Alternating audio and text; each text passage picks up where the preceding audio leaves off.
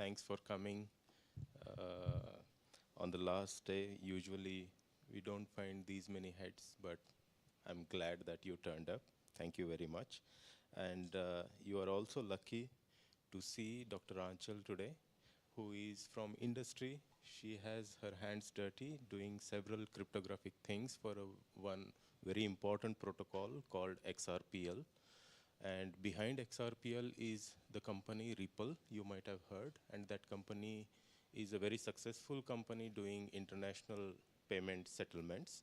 And where Dr. Anchal is the research head, and she has numerous contributions to this protocol, and she has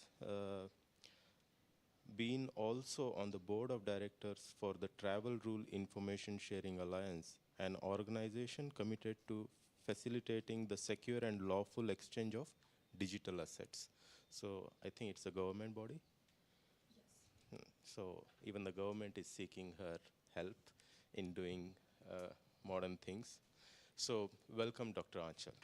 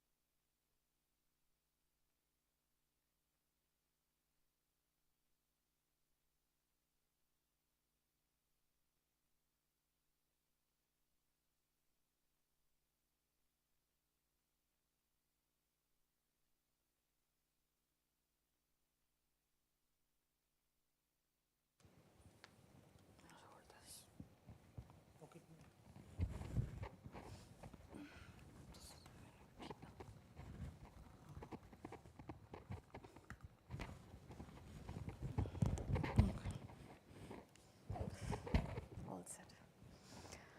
Right. Good morning, everyone. Thank you, everyone, for showing up. This is the last day of the conference. So good to see you all. Thanks for the introduction, Vishwas. I'm Anchal Malhotra, and as Vishwas said, I lead the research team at Ripple. Ripple is a company that provides digital asset infrastructure for financial services. And one of the technologies that we use for providing this infrastructure for financial services is an open source decentralized blockchain called XRP Ledger. And I lead the research R&D efforts in this business unit of Ripple, which is RippleX, which is one of the contributors to this open source blockchain XRP Ledger.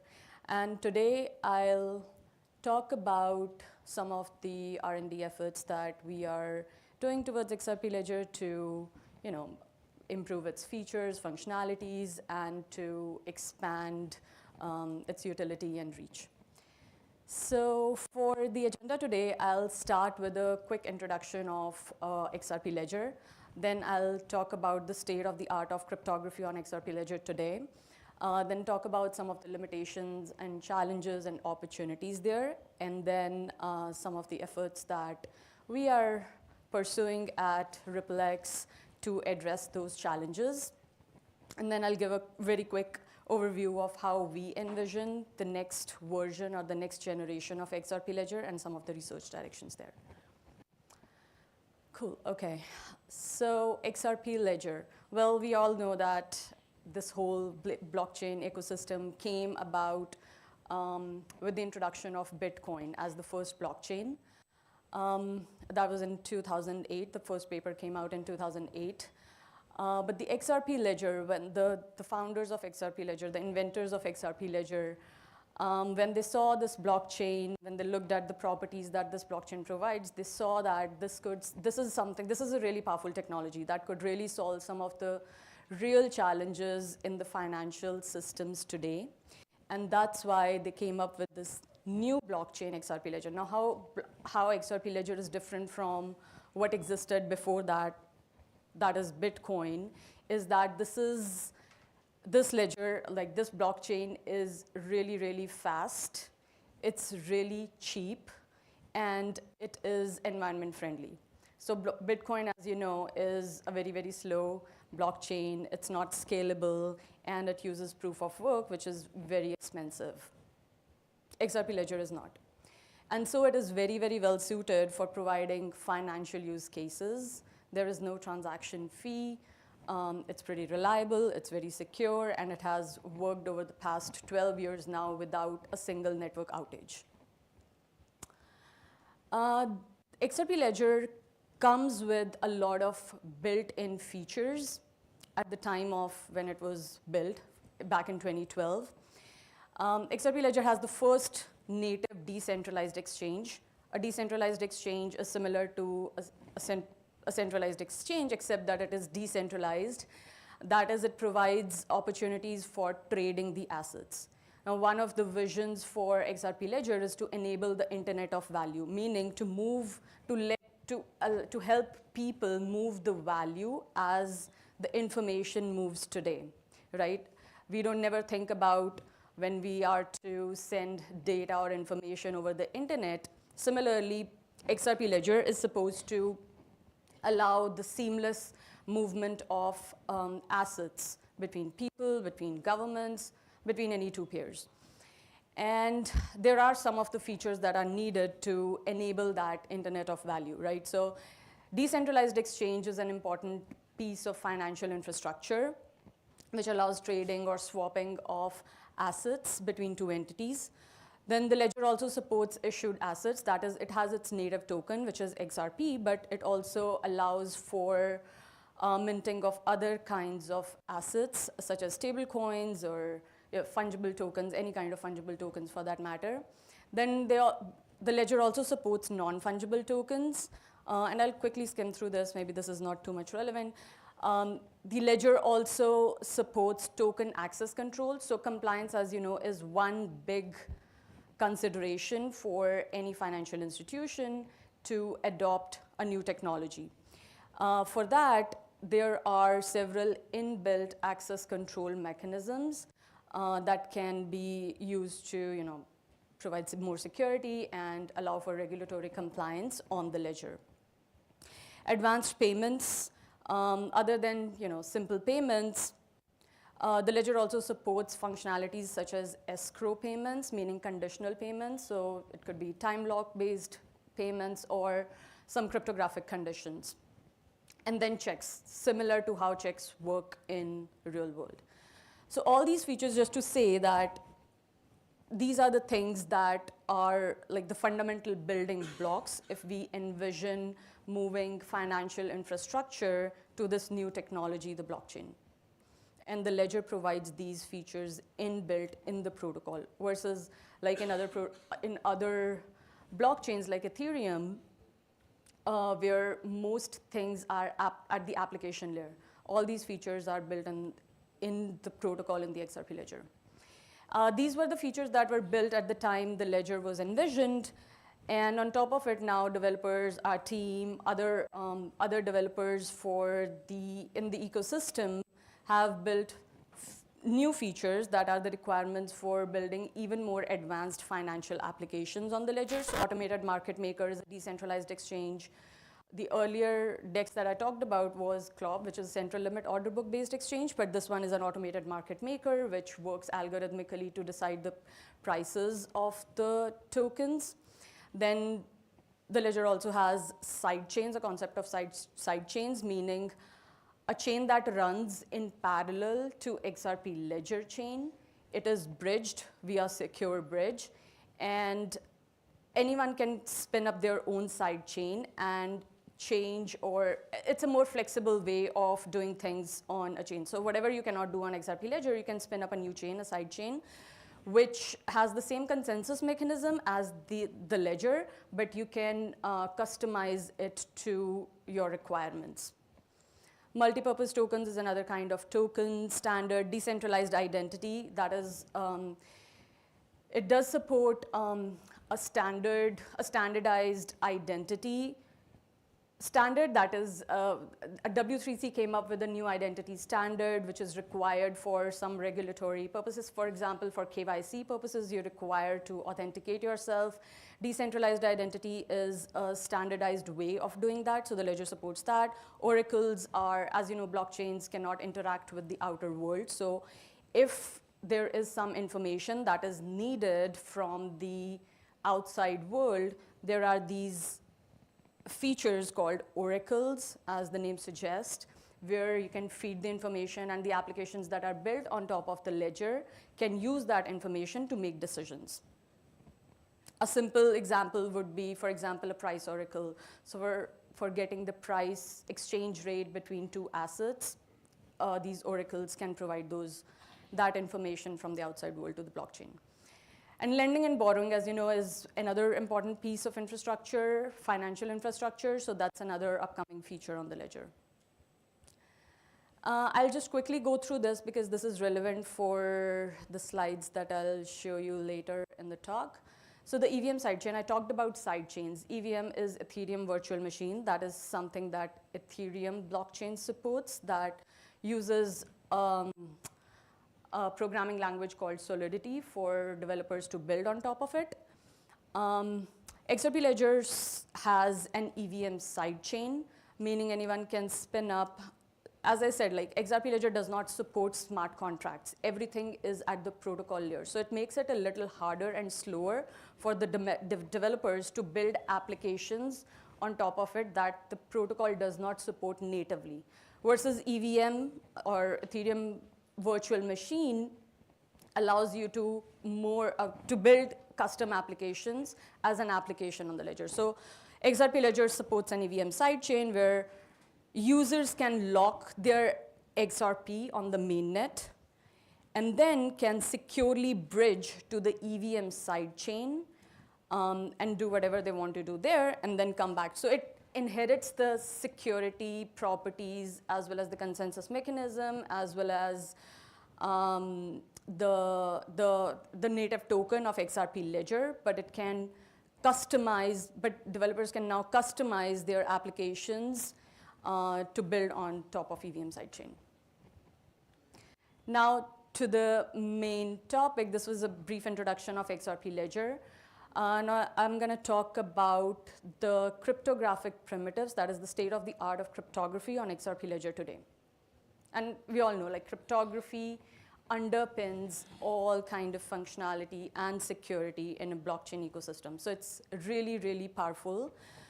So XRP Ledger today supports, like any other blockchain, digital signing algorithms. And the two signing algorithms that it supports is, first is the ECDS, elliptic curve digital signing algorithm, that uses the elliptic curve SEC-P256K1. And this is, I don't think there is any rationale behind it. It was just picked by the inventor of Bitcoin, Satoshi, and everyone just followed. So this is the one that is supported. Then there is ED 25519 that uses the elliptic curve at 25519. And this one is much more performant than ECDSA and has some other nice properties such as ECDSA is malleable, whereas EDDSA is not. And it's much more performant. So these are the two algorithms that are supported. Then hash functions. The ledger supports SHA-512 which is, I know, a new-ish kind of hash function. What it does is it actually computes the SHA-512 hash, SHA-512, the standardized hash on the contents of the content, and outputs the first 256 bits, which is obviously 32 bytes.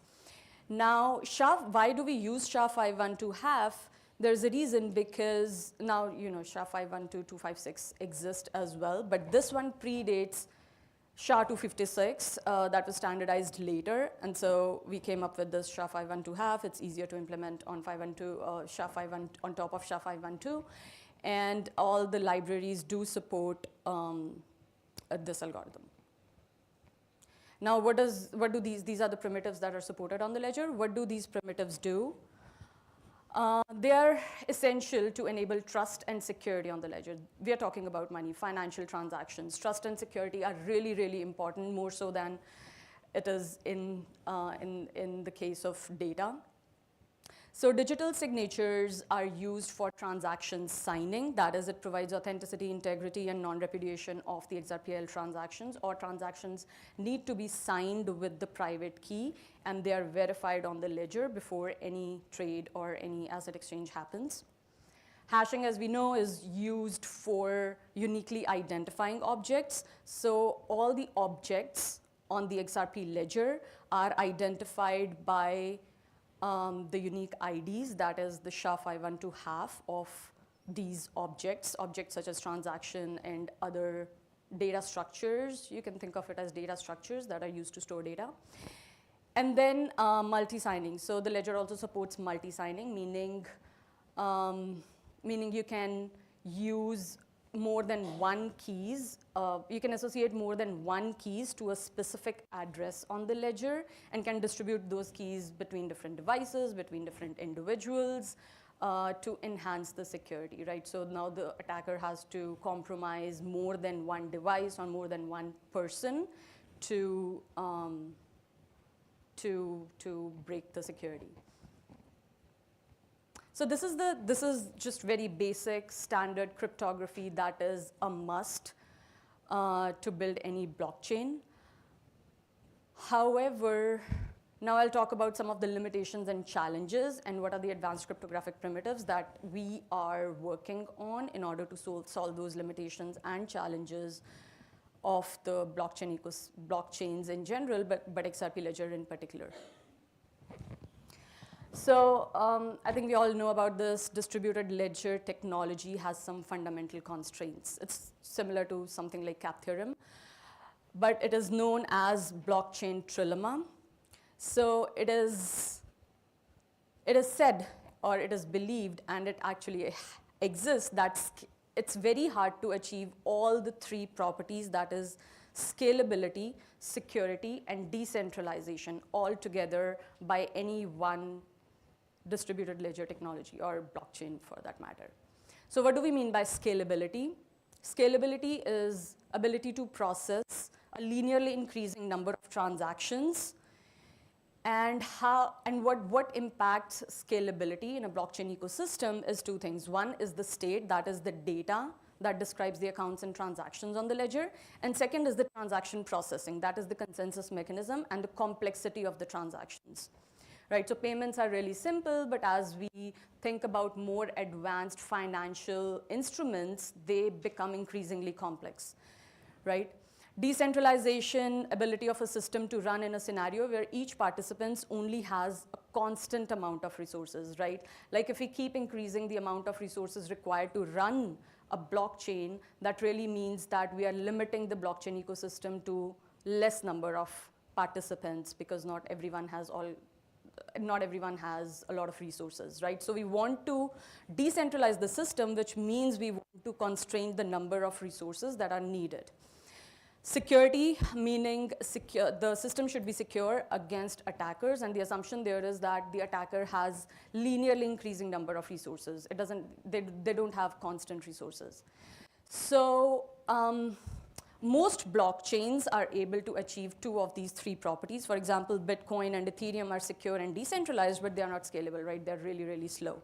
But they are decentralized. There are a large number of validators. They are secure because there are a large number of validators, so you need to compromise a large number of validators to break the security. But they are not scalable, right? Very slow, very less TPS. Similarly, Solana, that's the symbol for Solana, another blockchain, which is scalable and secure, but it's not decentralized. It requires extremely high number of resources to run the validators, and so it is not decentralized. Right, so that's a problem, right? Ideally, we want to achieve all 3 properties, but we cannot. Most blockchains are not able to. And one of the reasons for this is, or another challenge in blockchains is that the way they have been architected, right? So most blockchains are follow this monolithic architecture where everything, that is the execution, the data storage, as well as the settlement of transactions are happening at the consensus layer, right? So what do we mean by that is that consensus that is reached, it's a distributed consensus, right? So a lot of participants have to agree to a common state, and everything, like all the validators will execute all the transactions, they'll store all the data, and the settlement will happen, and all the validators will participate in the settlement, which means that the system is really hard to change, it's slow. So this is how most blockchains are architected, right? One of the solutions to solve some of the challenges in this architecture is to make it semi-modular or modular, meaning separating the settlement layer, the data layer, as well as the execution layer. And for XRP Ledger, we envision it is a monolithic ledger as well. We envision to go to the semi-modular or probably a modular system, but that's really hard, making these changes are really hard. So I talked about the challenges. Now I'll give you a few examples of how we are using some of the, so my team, R&D team, is mostly doing R&D in cryptography. So we try to use advanced cryptographic primitives to solve some of these challenges. I talked about the state of art where the ledger supports, digital signature algorithms, hashing algorithms, and these are very traditional, basic cryptography that is required. But ever since the advent of blockchains, some of the theoretical but really, really powerful concepts in cryptography are now actually practical, and that is by virtue of their requirement. They have found a niche in the blockchain ecosystems. So some of the examples there will be cryptographic batching, new signature algorithms such as BLS, which are much more efficient, then MPC, multi-party computation, homomorphic encryption, and proof systems such as zero-knowledge proof systems or ZK snarks. These are some of the really versatile tools that can be applied, innovatively applied to solve a lot of problems, a lot of limitations and challenges of blockchain ecosystems. So starting with the first example, what we did, one of the examples, I'll show you one of the examples where we use cryptographic batching to optimize the verification of signature algorithms. So as I mentioned, the ledger supports ECDSA and at 25519 signature schemes, and it also supports multi-signing. And the multi-signing support is for up to 32 signatures. Right, so we observed that it is implemented in a very rudimentary way. That is, all the signatures are actually concatenated to the transaction, meaning we are concatenating 32 digital signatures to a transaction. And as you can imagine, this is very, very, very inefficient, both in terms of communication complexity as well as the verification complexity, which becomes linear in the number of signers. So it's very resource intensive and limits scalability of the number of signers, right? You can only have so many signatures.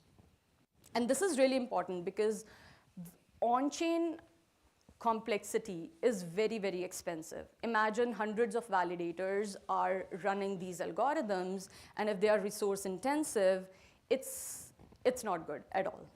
So we thought about improving this, optimizing verification of multiple signatures to improve the efficiency and scalability of the ledger. And we looked into different cryptographic tools, right? So things like aggregate signatures or threshold signatures, where you can combine multiple signatures into one signature, meaning the verification complexity becomes constant. Similarly, batch signatures is another technique where you can collect and verify multiple signatures as a batch. And they are slightly different in technical terms. So while looking at what we should be doing, we look at some trade-offs, right? So there are all these cool cryptographic tools, but there are complexities. You have to take into account the complexity. So we looked at, we compared these tools in terms of their communication and computational complexity, the changes required on the server and client side, because this is an important consideration when you're thinking about actually implementing something, and then performance gains, like trade-off, right? So some may be more performant, but may not do good at the other factors. We picked batch verification, meaning verifying multiple signatures simultaneously. Why? Because they are relatively very simple to implement compared to the other two techniques that I showed you on the previous slide. There are no client-side changes, which is a big thing, because clients, it's hard to deploy and maintain changes on the clients versus that on the server side. And batch verification also gave us significant performance gains despite these two things, maybe less than some of the other two, but then they were good. Batch signatures are better at other two factors. So to this, we dig deep into the operations in the ED 25519 signature verification algorithm. And a lot of computations are hash computations, finite field arithmetic, and elliptic curve arithmetic. And what we observed is the most expensive operation is the EC scalar multiplication, because it is EC multiplication of 256-bit integers, which basically is EC point addition and doubling operations. And each verification requires 2 such operations. So 2 such operations per verification, meaning cost for n verifications, or you can think about 32, is 2n operations, right? So that's a lot of expensive operations.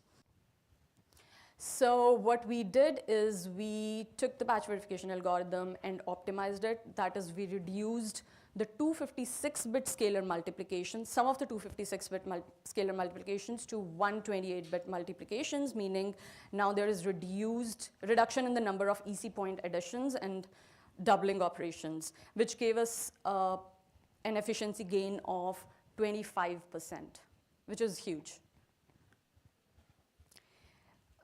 But one of the cryptographers on my team, he was not happy with just 25% gain, so we dig deeper into what can we do better. And we figured that there is a recursive approach, meaning we could do scalar multiplications simultaneously, which would speed up the verification even further. So when we made these changes, we got an efficiency gain of actually up to 50%. And these are the results. So compared to classical verification, and this is all in the context of multi-signature I'm talking about.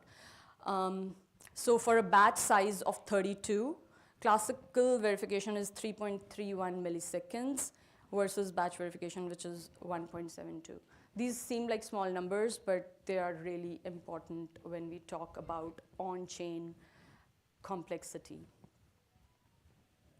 But there were no significant gains once you reach a threshold of up to 60. So the maximum is up to 50%. Ooh. Okay, something wrong here. Right, so that was one example. And then another direction of research is in the proof systems, more specifically in zero-knowledge proof systems and ZK SNARK systems.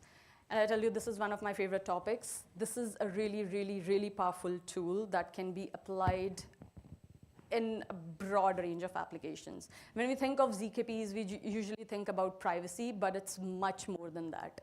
So just to get everyone on the same page, what is a ZKP? What is a zero knowledge proof? It's simply a cryptographic technique that allows one party, known as the prover, to demonstrate to another party, that is the verifier, that they possess, that the prover possess certain information or have performed a specific computation without revealing any details about the information or computation itself. So that's the zero knowledge property of the zero knowledge proof system. Proof systems are huge. ZKP is one of the proof system.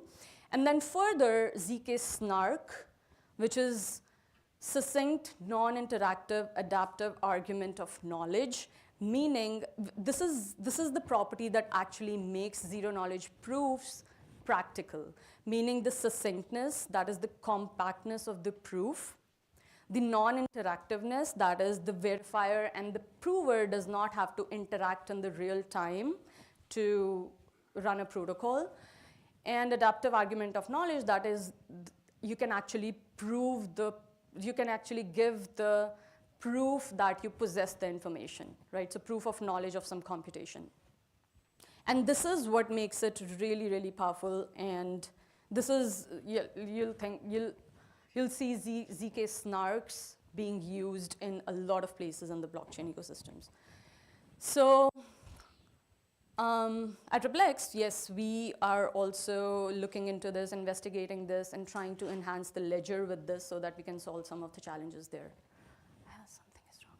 Okay, I'll give you an example of what other chains are doing. They're all enhancing L1s. L1 is layer 1 blockchains for ZK snarks compatibility because it can solve a lot of problems, as I said. Ethereum, for example, as I showed on the previous slide, is not scalable, right? And scalability is multidimensional. Some of the metrics that are used to measure this dimension could be TPS, like throughput.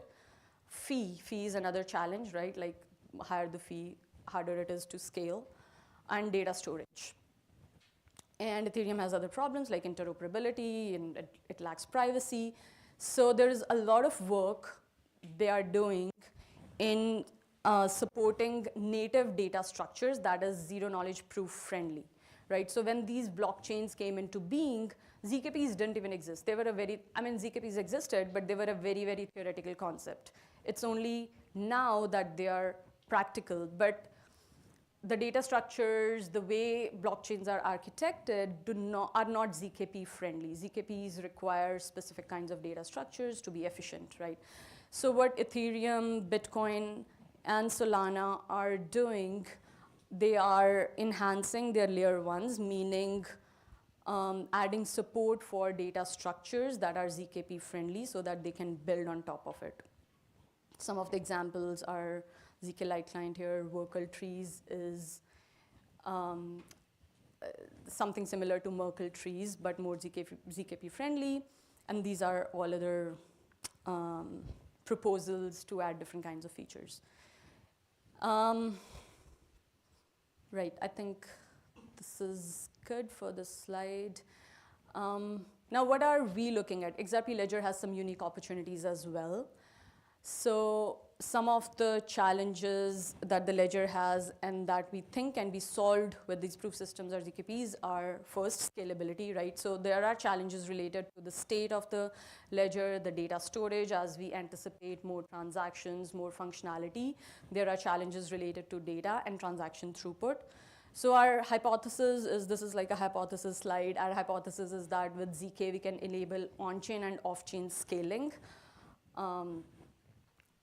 That can efficiently support the growing adoption, and some of the artifacts for that would be things like ZK rollups.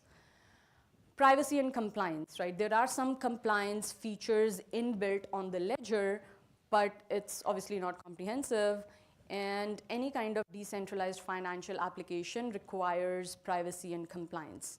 So with ZK, this is obvious that we can enable features such as confidential transactions, zero knowledge identity, zero knowledge KYC, and so on and so forth.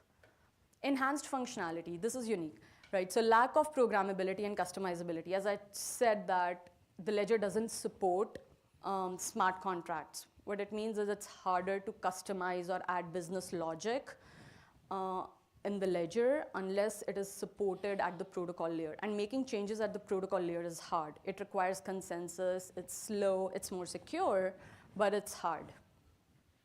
So in order to make the ledger more programmable, customizable, what we can do is we can allow for an L2 ecosystem, right? That is ZK supported, meaning you still get the security of the ledger, but now you can spin up your own L2s, that is layer 2s, and can customize it, and that gives you more flexibility. So it's kind of spinning up a new sub-ecosystem within the XRP ledger ecosystem with, virtual machine, design, governance systems, and any technological features of your own choice. And ZKs can help with that in a trustless way. There are other ways of doing it, but with ZK, you can do things in a trustless way, which is one of the ethos of blockchain ecosystems, and we don't want to compromise on that.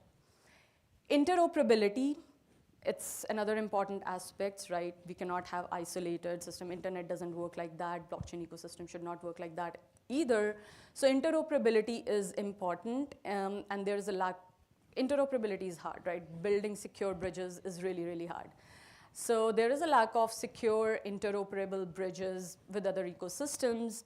And with ZK, you can enable, again, trust minimized bridging. What's important? You can spin up trusted bridges, and that's very easy. Anything centralized and trusted is easy. But when you want to build things that are decentralized and trust minimized, that's where the challenges come in, right? So with ZK technology, you can enable trust minimized bridging. That will obviously create new cross-chain opportunities.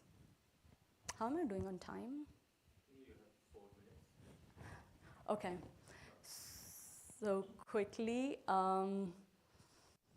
right, so one example, there's a lot of work that we are doing, but one example is interoperability. So interoperability, I think we all understand the protocols that allow blockchains, different blockchain networks to communicate and interact with each other.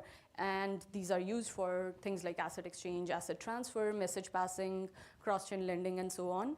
And cross-chain bridges, like how are they built fundamentally is what is required in cross-chain bridges is to prove to applications on one chain that a certain event took place on one chain, right? And vice versa. And there are different kinds of solutions there. There are committee-based solutions, which, as I said, are somewhat centralized, like a committee will pass information between 2 chains. Then there are atomic swaps, but they are limited to asset transfers, asset swaps. And then there are light client-based solutions. And since I'm out of time, I'll just quickly say that we designed a new ZK bridge that's a zero-knowledge bridge that is light client-based, and we did this work in collaboration with UC Berkeley. So there were some challenges.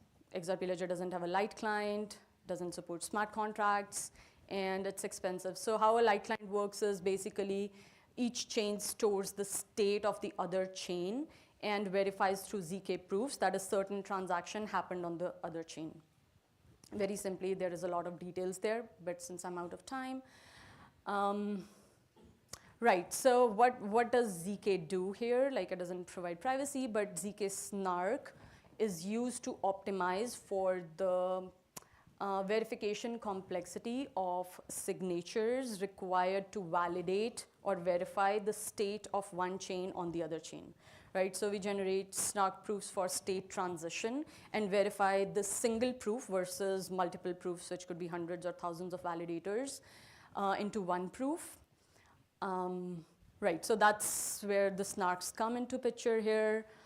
Right, so we generate 35 signatures for ECDSA. We used GNARC plus an aggregating technique or a technique for incrementally verifying the computations, which is a folding technique. It's similar to aggregating techniques, but slightly different. And what this gave us is it actually improved the efficiency of signature verification from 35 to 1 single signature.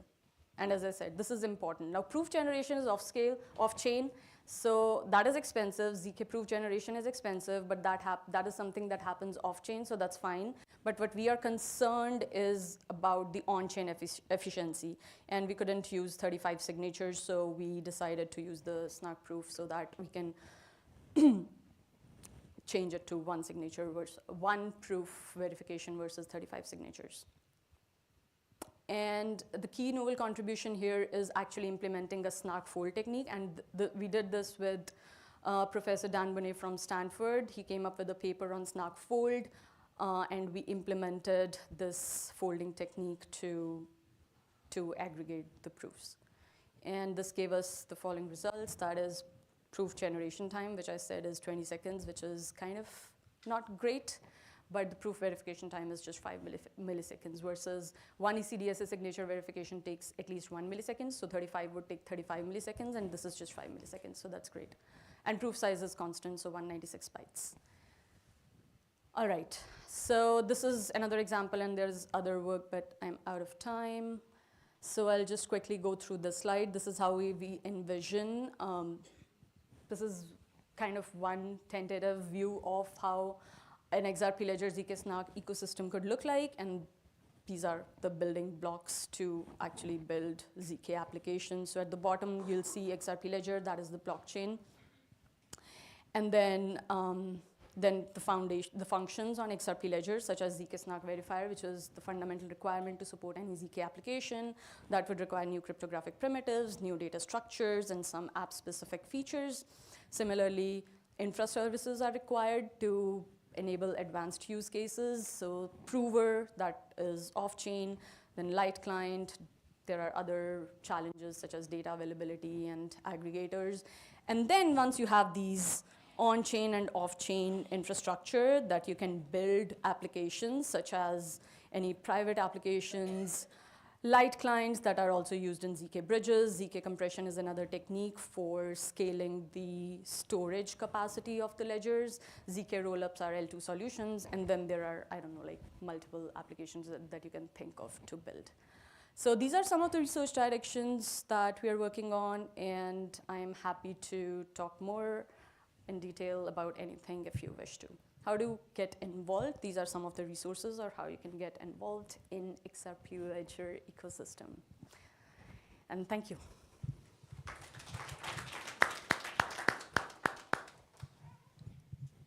We are open for one or two quick questions. So in the blockchain trilemma, where does XRPL stand? That's a great question. I deliberately didn't put it anywhere. Well, it's kind of controversial. Like I would put it between scale where Solana is. So it's less number of validators. So it's debatable. It's a little less decentralized, you can say, but it's very scalable and secure.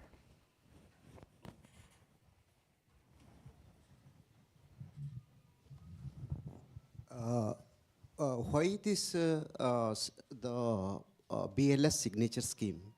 You are anyway in the Bitcoin's ECDSA is used that you shown, and the cryptographic primitive is concerned. The BLS signature scheme is the shortest signature scheme. The size of the signature is very less. So why are not using that particular signature scheme? It's just legacy infrastructure. That's all. It's hard to build new features. When Bitcoin came into being, ECDSA was supported and every other blockchain. And I think BLS was not standardized at the time as well. Now it's standardized. I think Ethereum already has a proposal, or maybe they have already, I think in one of the layers they have already implemented for validation messages, they have already implemented BLS, but not on main chain. So yeah, no real reason. I agree that it's a great signature scheme and can improve on a lot of factors. But yeah, just making changes are hard. Thank you. One question.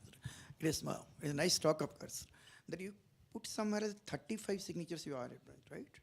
Why the 35? If it goes beyond 35, whether something occurred or below that?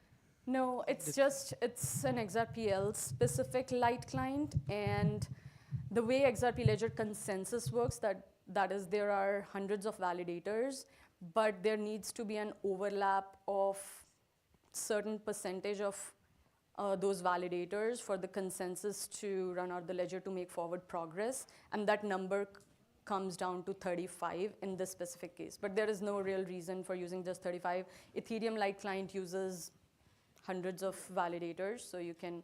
But the good thing is that if you use Snark client, then it doesn't really matter if it's 35 or 100. The verification is just for one proof. So in that sense, for 35, it's less gain, but if it's hundreds of validators, it's even better.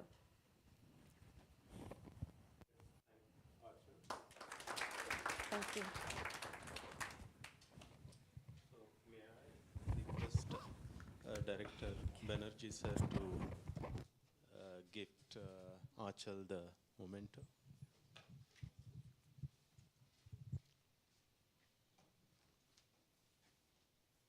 So will you go on the stage?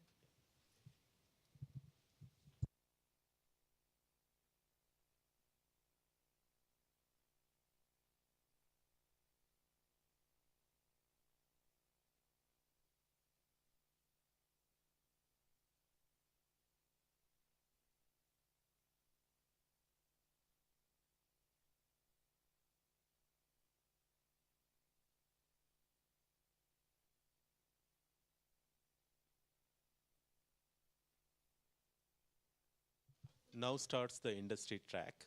I request the first author to come on stage. Yeah, Vipul, right?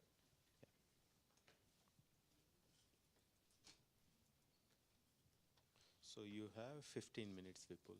Okay.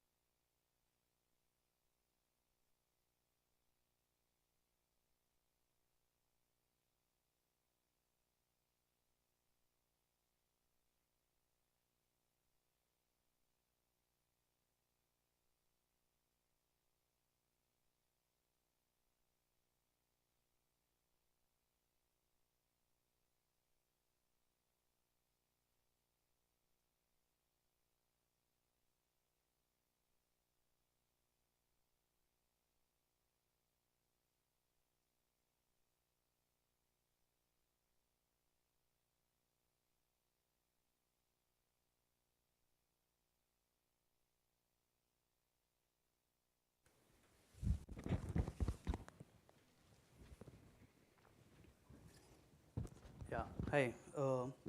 My name is Vipul Varun. I'm 23 years old and I work for an organization called CDPG, Center of Data for Public Good, which is based out of IISc.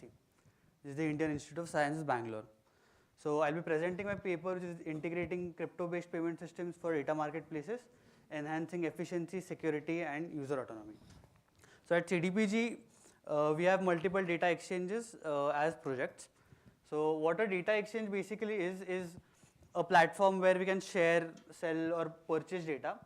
And the major stakeholders in these platforms are the government entities, businesses, researchers, developers. But basically what we do is we take data from government entities, which we are a non-profit organization, and the other three stakeholders are the ones who take data from us. So when we move from going from a non-profit organization to a profit-making organization, we try to generate revenue out of it. And so speaking about revenue, we'll speak in a bit, but the two main data exchanges that we'll keep in focus here are the IUDX and the ADX. IUDX is the Indian Urban Data Exchange and ADEX is the Agriculture Data Exchange. IUDX is the exchange where smart city data is shared, and the ADEX is where agricultural data is shared. So IUDX is operational in multiple cities, but ADEX as of now is only active in Telangana. So when we speak about making revenue in a traditional data marketplace, we face these problems, which are security concerns, high transaction costs, slow settlement times, and dependency on third-party systems. So when we tried to solve these problems, we thought of blockchain, because blockchain has a direct use case in financial and data transactions. So when we move ahead, the main components of integrating blockchain to a data exchange making transactions is its technology. And why blockchain? Because it's immutable, it's tamper-proof, it's secure, it's decentralized. It gives the users entire control of their keys and coins, and the integration is not that difficult. So talking about blockchain, the first blockchain that comes to our mind is Ethereum, because it is widely accepted. Building smart contracts on it is easy, and Ethereum, because we came up with Ethereum because it is the most widely accepted, and telling users to start using Ethereum is much more easier than telling them to start using Solana or any other blockchain. Ethereum has its token as Ether, which is also called as ETH. And for our demo, we've used a test network called Sepolia. It is because of the gas fees. Gas fees is something that we pay the miners. Miners are ones who validate our transactions and add them to the blocks. So the gas fees as of now is the highest in Ethereum, and just for a POC, from a POC point of view, we decided to do it on a Sepolia test network, which Sepolia is basically a dummy Ethereum blockchain, where we can replicate all transactions of Ethereum on the Sepolia test network without actually spending ETH. So, and for making these transactions, the users, we essentially require them to have crypto wallets. So wallets can be of two types, which is the hard wallets, which are MetaMask or Phantom, which Achal ma'am spoke about, and the cold storage wallets as well, which are which give you offline storage access to these coins. So for our demo purpose, we'll be using MetaMask as our wallet. So these are some of the key components that we require for a demo. One is a crypto, the gateway that we'll be talking about, which we require it to have a very easy wallet connection, the transaction processing. Then we require smart contracts. Smart contracts are basically self-executing contracts which have pre-agreed terms. Then comes wallet integration. So when we talk about MetaMask, MetaMask is a browser extension, or we can also have them as apps. But for our demo, we will be using the browser extension and the data marketplace integration, which this demo is an integration to data exchanges like IUDX and ADEX. So this is basically how the demo looks. So for in a data exchange, we have two main stakeholders. One is the data provider and one is the data consumer. So whenever a data provider comes on our platform, we require them to register. Let's say for transaction purpose, we require them to register with a third-party payment system. Then they give the details to our auth server, and that is how we recognize it as a data provider. When a data consumer comes to our site, we ask them to connect their wallet to our site, which they can do by a browser extension. Then once they sign in the MetaMask, we need them to switch to the Sepolia network. So one Ethereum account can have multiple networks, which can be Ethereum, Binance. So these networks are basically blockchains on which we'll be carrying out these transactions. So for this demo, we have the Sepolia network. Once the consumer makes the payment through ETH, which in our case is Sepolia ETH, then he needs to hit an endpoint, an API endpoint, where it initiates a transaction, and the consumer needs to sign that transaction on their MetaMask wallet. That completes the transaction, and then we get a transaction hash. And this is how we'll just move on to the demo, and I'll show you how. So because I'll be presenting a basic demo, a basic POC, because our final product isn't deployed in production yet. So this is how any person who, after a consumer, after making a purchase of, let's say, a data set, comes out to the checkout page. So here, this is how MetaMask looks, the browser extension there. This is test 2. This network is the one which we have embedded in the code. So once a consumer comes, he carries out the purchase. We have this address of the data provider embedded when the data provider registers. So for our purpose, we are the data provider as test, and we are the data consumers as test 2. So, and this is all the networks that I was talking about: the Ethereum blockchain, Linea, Bitgert, Arbitrum, Binance. But for our purpose, these are the test networks, and we'll be using the Sepolia network. So basically, we are carrying out the transaction on the Sepolia blockchain. So here, when we click the checkout with crypto option, here it asks to connect your MetaMask. So here in my browser, we have two wallets, which is the Phantom wallet, which is more Solana friendly, and the MetaMask wallet. So I'll choose MetaMask. So this address is the data consumer's address, and we have the data provider's address embedded in our code. So when I say pay with crypto, so whenever a consumer comes out to this page, he already has data sets which he wants to purchase and the price of the data sets.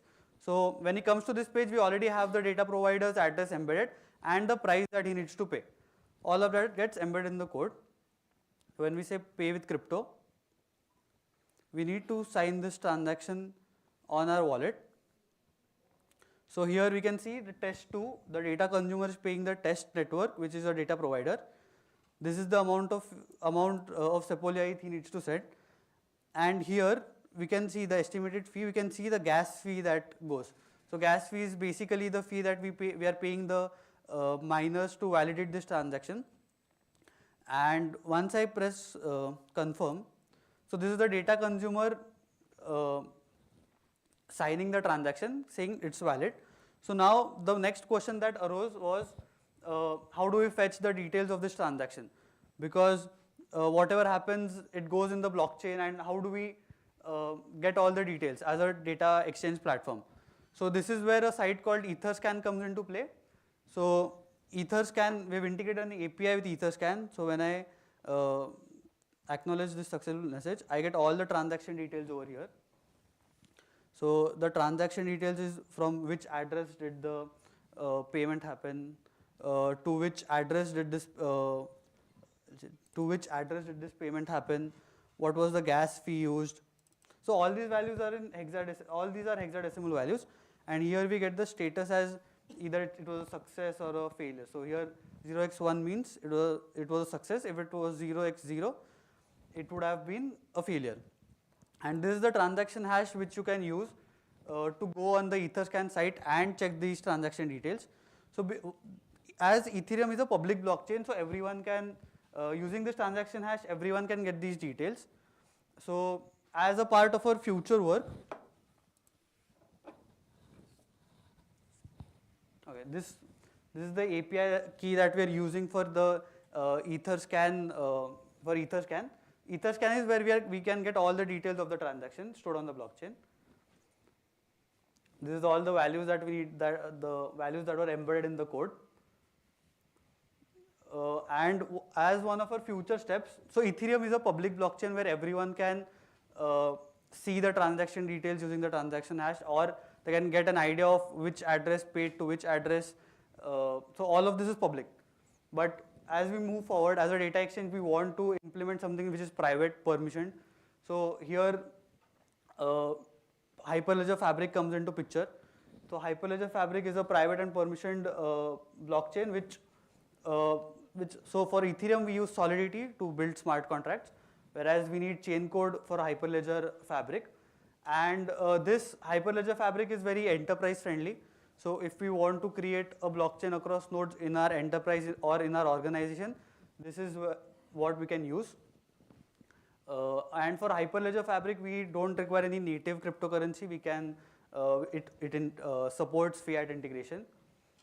The challenges to this kind of payment integration is the regulatory compliance, especially in India, because it is not very crypto friendly. India is not very crypto friendly.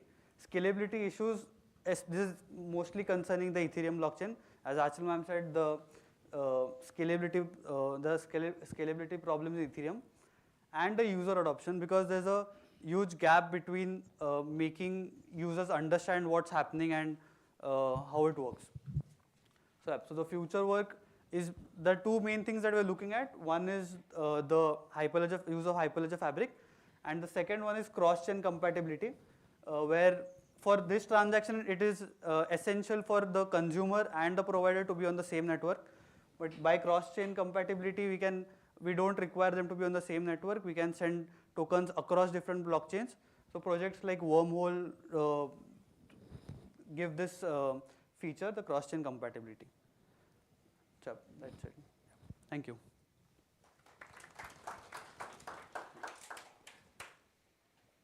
Any questions for the speaker?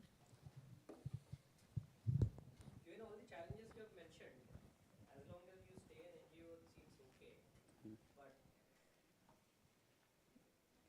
I hope you get the question. Yeah, as you know, can you please repeat? So, given all the challenges to adoption that you've flashed, as long as you're an NGO, that seems fine.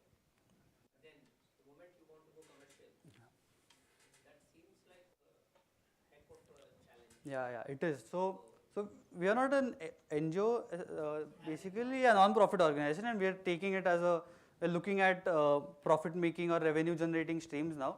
I'm looking at ways, because it is very important to see in the future, and we are aiming to have a 10-20 year vision. And from where I come, I see this as I see blockchain going mainstream in the next 5 to 10 years with how the advancements are going on. Also, I think US is making a really nice progress towards blockchain, and so it'll take time, but this is on our radar. So. Thank you.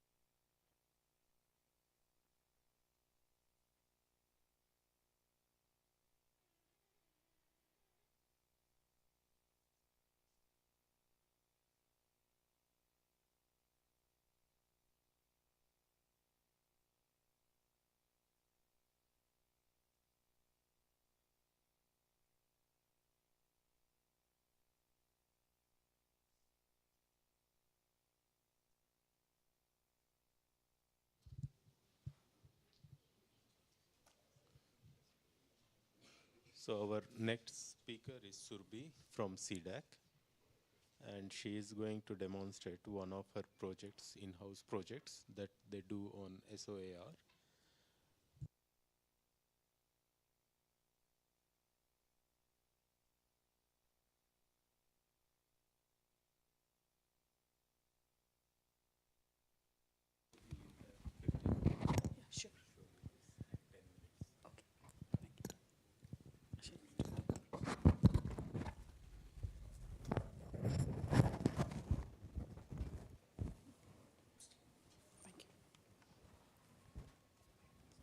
Good morning, everyone.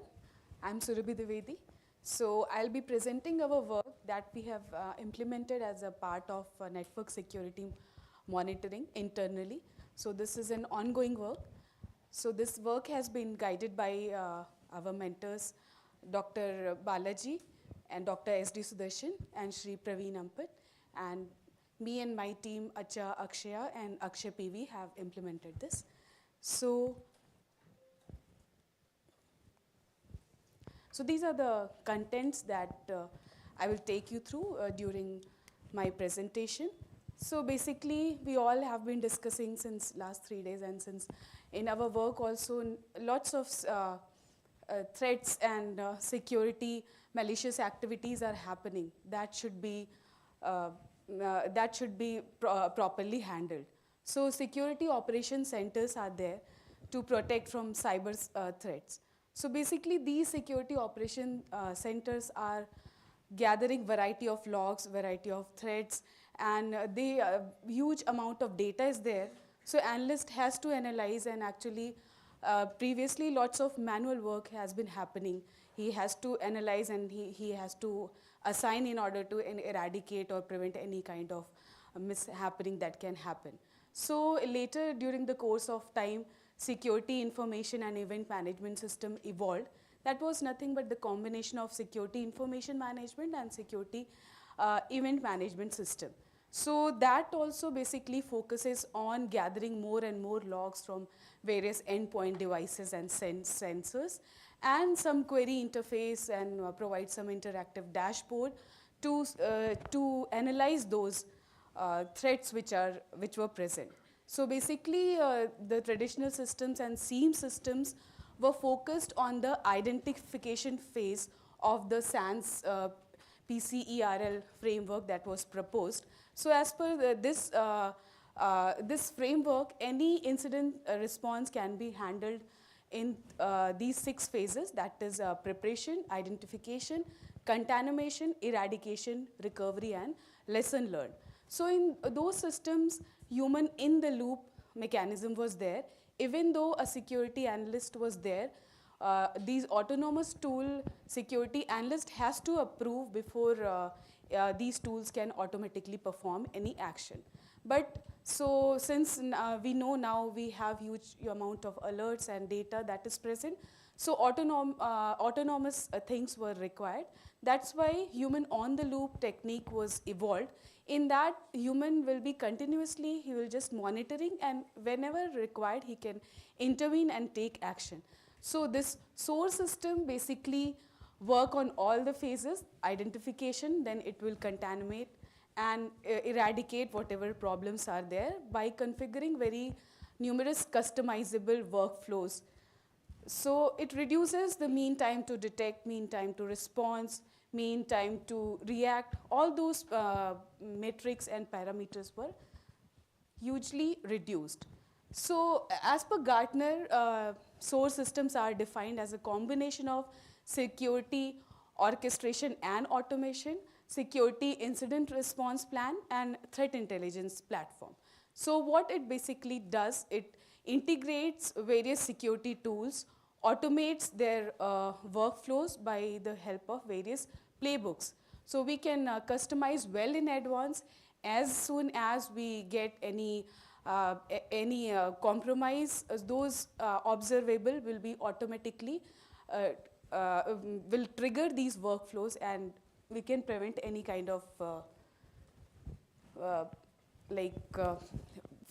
any kind of problem. So these are some of the literature that were there that we tried to understand. But whatever tools are already there in the market that are very very high cost, and few open source tools are also available, but it is very difficult to customize them. Those are very tightly coupled.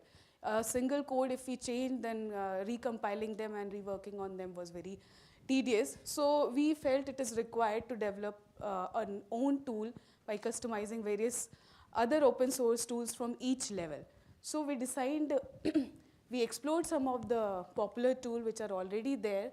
So as per the Gartner, these are the very famous tool that is being used across the industry, from Microsoft to IBM to Palo Alto and all these organizations.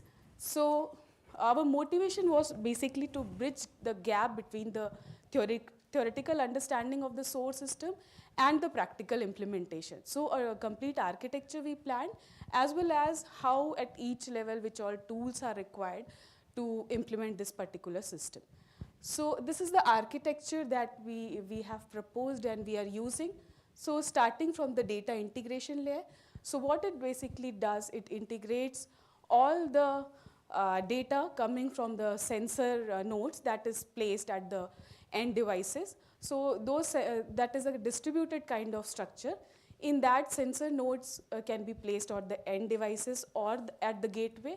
Various HIDS, NIDS, all the file scanning systems will be there, and those data will be integrated, ingested into the system. Then at the integration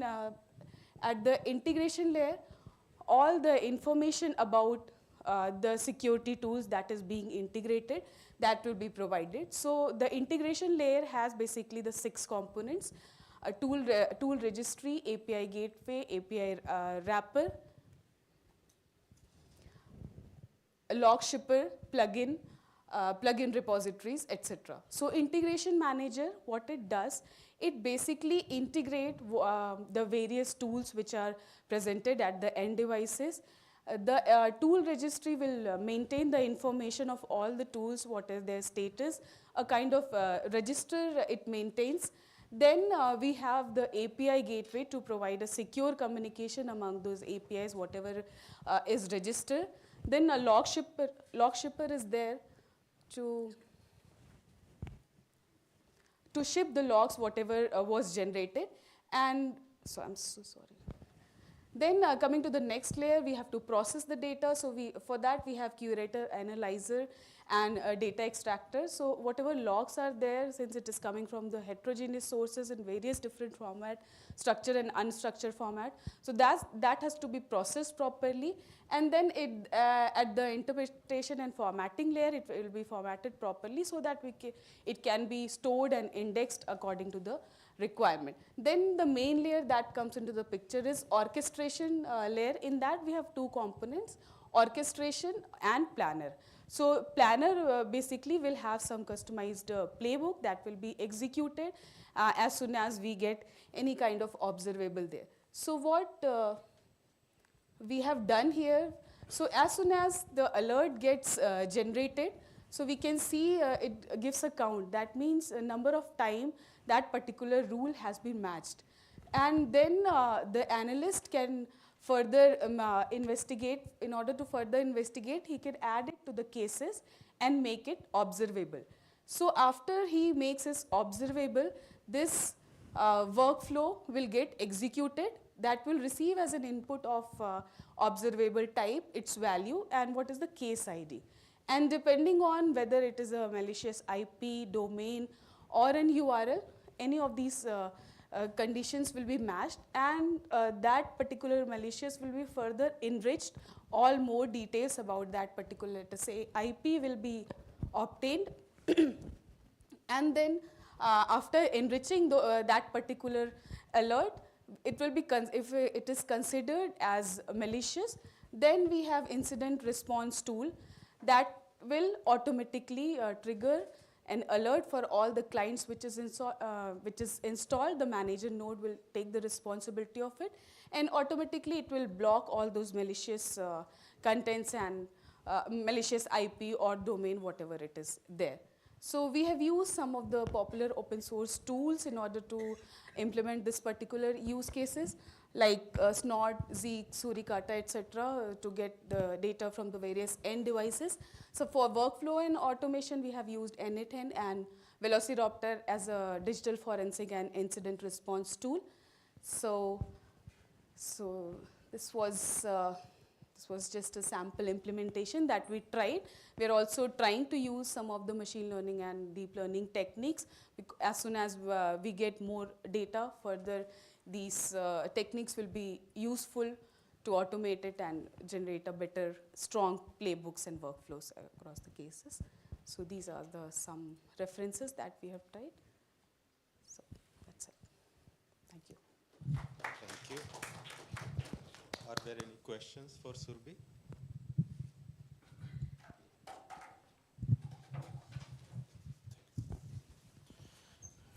Yeah, a nice presentation. So, I have two questions actually. So first is like, what are the defense measures which you can automatically take? Do you have created any list or anything? Defense measures means? I mean, countermeasures which you are yeah. giving through playbooks. Okay. Automatically, you are implementing something. Yes, defenses. yes. So the two things works hand in hand here. One is automating the playbooks and then incident response tool. So whatever conditions we are defining in the playbook, the incident response will act accordingly. Let us say you find an IP that is malicious. So the IP drop table, it will be added in the IP drop table that we have to configure in our workflow, and that particular IP will be added in the drop table by the incident response tool. So you will not be able to access that IP across the network. Understood. So these two are the main component of it, apart from the getting data from the sensor like NIDS, HIDS, or any kind of devices. Okay, another question is like this, now this MITRE is also like identifying different APT attackers. Okay. And what are the features or like behaviors they are putting? Yes, right. So are you also incorporating that, or do you have Yeah, any so plan like I for said, incorporating that in Yeah. future? So like I said, this is the initial stage. So right now we are using signature-based attacks based on rules, but it will be definitely scaled on all the possible other IOCs also. Okay, thanks. Thank you. Let's thank Surbhi. Thank you. So our next speaker is Dr. Muralidharan from CDAC.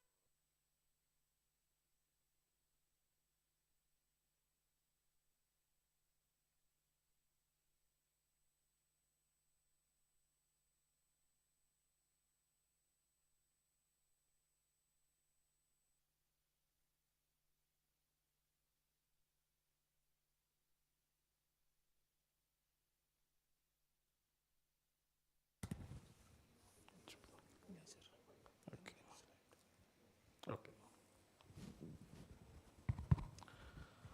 Good morning all. Myself Dr. Muralidharan along with my colleagues Rishikesh, and this paper is titled Interest and Asset Monitoring Analysis and Vulnerability Assessment System for Zero Trust Network. This is co-authored by Rishikesh, then Samar Sarkar and Balaji Rajendran. So this particular product we developed as part of the MIT funded project in the cybersecurity domain. So these are the brief agenda of the today's topic.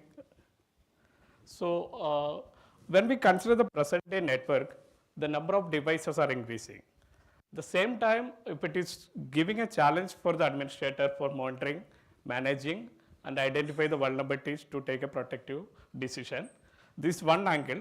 And another angle is like the organization is supporting bring your own device.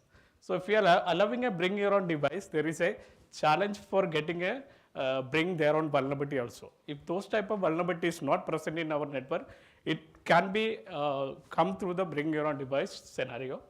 And nowadays people are moving, or organizations are moving the zero trust network angle. So once you are considering the zero trust network, then the device vulnerability is one of the crucial part, where we have to take the device vulnerability based on that protection has to be given. Then trust score has to be automatically validated and verified based on the vulnerability of the device. This is one factor in zero trust.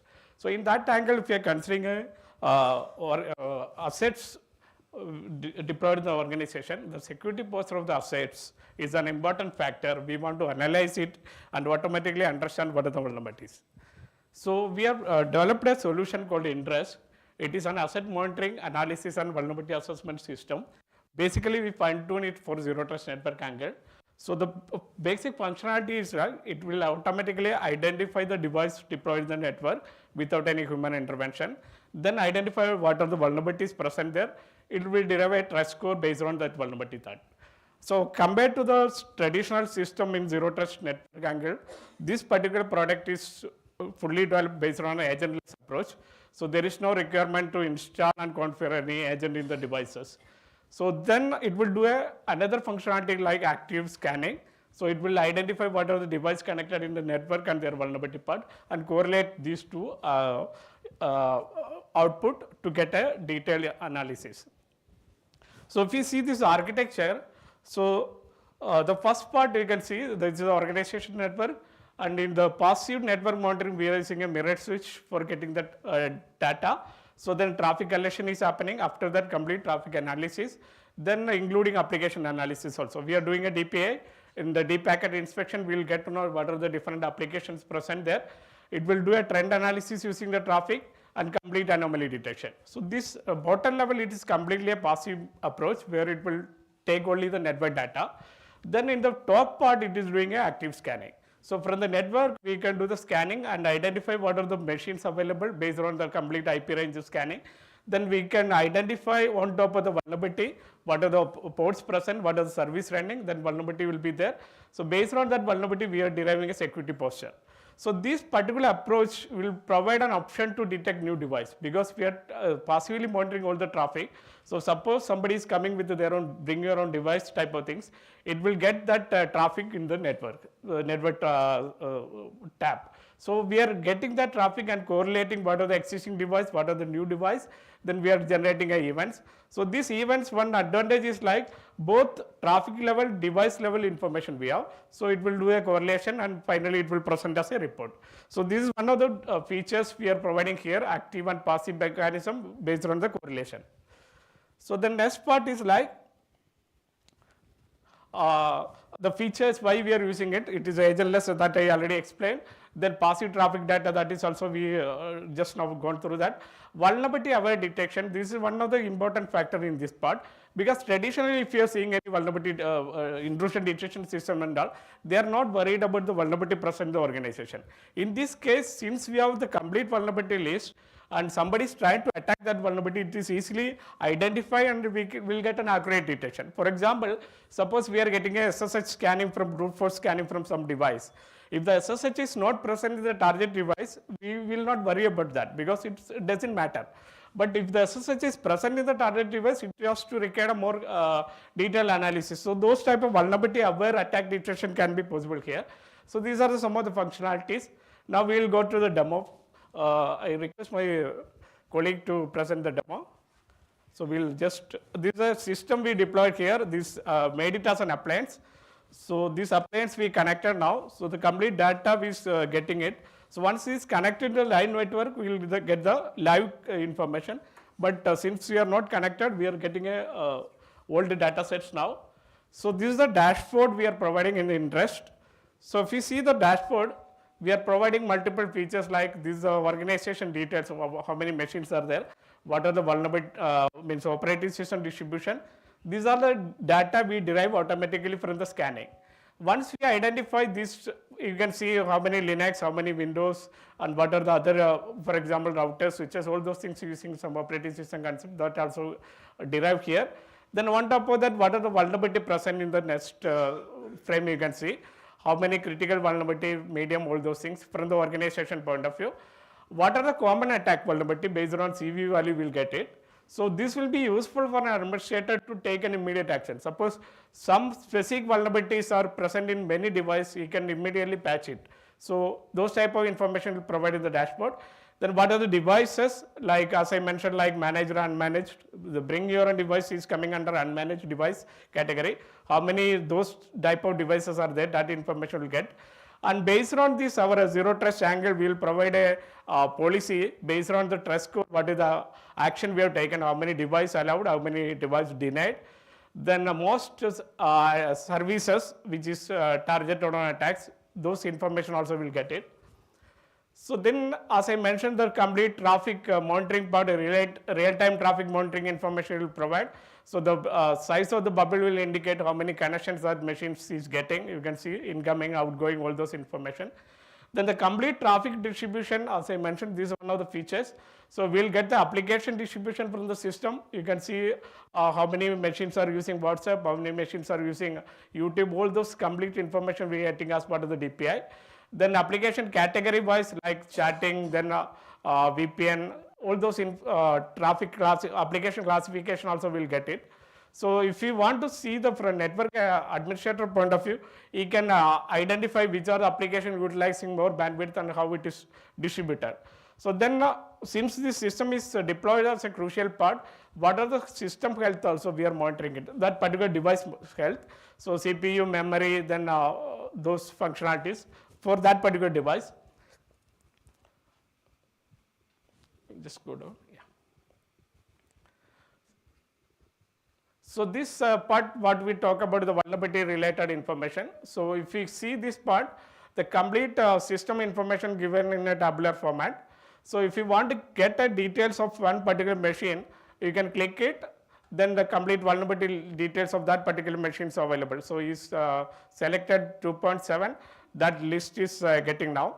So these are the different vulnerabilities in that 2.7. So this vulnerability list we are using for NVD database. So that CV score and the CVSS score is derived from that value. So what are the vulnerabilities present and what are the services running, all those information related to that particular machine will be available. So this will be useful for an administrator, like, just go to the table first.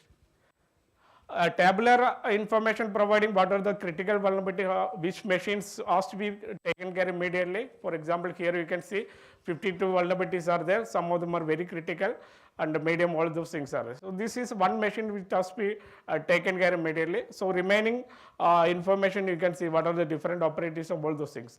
So if you want to get the details, then you can click it, that information will be provided. So this is a vulnerability related information and you can generate a report also from here. Now if you are going to traffic related details, yeah. So this system is providing a real-time traffic monitoring approach. So you can see what are the source to destination byte transfer or packet size, then how many packets are transferred. These are the live traffic information we will get once it is connected to a network. Is there any peak or is there any idle time? All those information we will get from the live traffic part. So from the application distribution, we are, as I mentioned, DPI is there. So we will be able to see what are the different applications used in the network in the live traffic. So on top of that, how many IPs, which is a common talker, common listener, those information also will be able to derive. So this will indicate like which are the critical machines which is tried to communicate to outside. For example, some brute force or some deloads type of things are happening, this trend will change. So these are the different reports we can generate. This traffic related report, vulnerability related report. Then we can generate a report based on traffic trend. Rishi, please check with the traffic trend analysis. Yeah. So we can, if you consider this can be considered as a VAPT report because it's automatically we can generate this report. And another feature we are providing the traffic trend analysis. So traffic trend analysis, what we are doing is like you can see here in the calendar we are putting how many packets, bytes and connection in a daily summary. So we will be able to see a trend. Just check it. Okay. So the day wise or time wise, what are the different patterns we are getting? Let's go to the device part. So this will be another interesting factor, like the device traffic trend we are getting. You can see how many distinct devices are connected, how many Wi-Fi devices, VPN devices and external IPs. So just go to the June trend. We will give a specific scenario here. We'll be able to see the use case of this particular tool in the organization point of view. Yeah, if you see this particular day, for example, Saturday on August 24, you can see a change here for external IP. So if you see this traffic pattern, it's off day or a non-working day, but it's compared to the working day, its traffic is very high. So you will be able to see some traffic trend here. You can do the analysis, for example, a typical organization network, what is the trend on working days, what is the trend on non-working days, is it going to change? For example, here you can see huge number of outside connections, external IP. So once you are clicking it, will the complete details, how this communication is happening, what are the changes happening, and which IP is sending more traffic. Since it is off day, this type of information can be sent it as an automated report, so administrator can take an immediate action on this. So I think we'll conclude that. If there are any queries, we'll try to address it. If I may ask a question. Yes, sir. See, I noticed that whatever you presented, maybe that little more work is there and that there might be additional data you may have generated. Yes, sir. Thank you for sharing your experience and work. But mostly I saw that you identified IP addresses. Yes. Right? Yes. Since you are considering two aspects, if I understand it right. One, if devices have come to, say, an intranet, that, and then if there are devices which are connecting to the network of an organization, but they are also having an external IP Yes. associated. Yes. For Yes. example, your mobile phone connected to Yes. something else, right? Yes. So now if I divide it into two parts over there. So we know that a compromised DHCP server, Yes. right, or DHCP relay agent that is compromised can create a problem with respect to IP addresses. Yes, sir. Apart from IP address spoofing and all other things, Yes. right? Plus the kind of the lease time, if I reduce to a very small period, new IP address will kind of get in. Yes. Agree. So without a kind of combination of, say, IP address, port, and probably a MAC address, how are you sure that a particular device is the one which is kind of causing that attack or is has a point of vulnerability? Moreover, the second part comes from when I might have on my system, say, multiple operating systems running, one is host operating system, Yes. right? Yes. Then I might have a VMs. kind of a virtualization support software, and through that I might be running probably yet another operating system. Yes. So there might be physical, one single, it's say Ethernet address, Yes. hypothetical Yes. situation, right? And you might have multiple virtual. So one physical address, but multiple, mapped onto multiple virtual MACs, which in turn connect to or map into multiple virtual IPs. Yes. So in these cases, how do you distinguish? Because you said that it is a device level vulnerability you are looking at. Yes, sir. So if a device has multiple modes of these, and if these addresses could keep on swiftly being changed through a script, right, or any other method, how do you handle those threats? Yes, sir. It's a very interesting question, sir. So this is a practical problem. Suppose if you are installing a virtual machine on top of a physical machine, we'll get multiple instances of the different operators over different MAC address things. So in our case, what we are trying to do is like, once we have done a scanning, we are mapping with a MAC address also. Internally, it is using MAC address. And on top of that, we have a SNMP polling. So that part we are not shown here because of that, because MAC address can be mapped into unique machine. I completely agree that IP is not a unique mechanism because it can be changed at any point of time. So MAC mapping is already done in this case. And once you are coming for a virtual machines, that is still a challenge. That is still a challenge. So we are not fully able to map that virtual machine whether it is running or not. But one interesting factor we can get it like virtual machines like that components. If we are considering that service are running in a virtual machine, we may get some clue it is running with a virtual machine. So operating system. I couldn't quite understand. Could you kindly elaborate briefly? So for example, if you have specific services are there in VM, which is not there in the physical machines. So we may get some service specific to VMs. So through that we will be able to guess or we will be able to conclude that it is running as a VM. Otherwise, if it doesn't have any VM specific functionality, we will not be able to track it. So assume that we don't have any VM at all running. Yes. Even if a regular system, suppose it is running Linux, Yes. right? Yes. You might still have single physical card, Okay. right? Yes. having mapped onto say ETH0, ETH1, I can map one IP address to one, another IP address to another. Yes, How do you yes, handle that? yes. So in that case, the complete tracking can be done, sir, because if you see this list, this is based on IP address, right? This list is based on IP address. Internally, it have a MAC address. So we are tracking this complete profiling is based on this IP. So suppose today I am using this 231, tomorrow the same machine I am using another interface, that profiling is based on that IP only. So these two IP behavior will be changing, right? It is pattern to 231, there may be some specific pattern, but if the same machine is using different IP, that pattern will be different. No, but the question is different. He is asking that whether you MAC binding, etc. did you do? Means corresponding for a particular MAC That too will be identified as two different machines. That is his case. That will be identified as two different machines. Two different machines. Yes. So Because not with a single machine. no, it will not You consider are as a not binding to MAC. our mapping is based on specifically monitoring based on IP.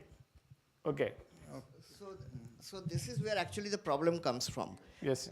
Even in student environments, when we teach them to play around with the machines, Okay. right? A guy can simply take a Linux system with a single physical card and can have one interface connecting to over one ETH0 Yes, IP yes, address, yes. another to another, right?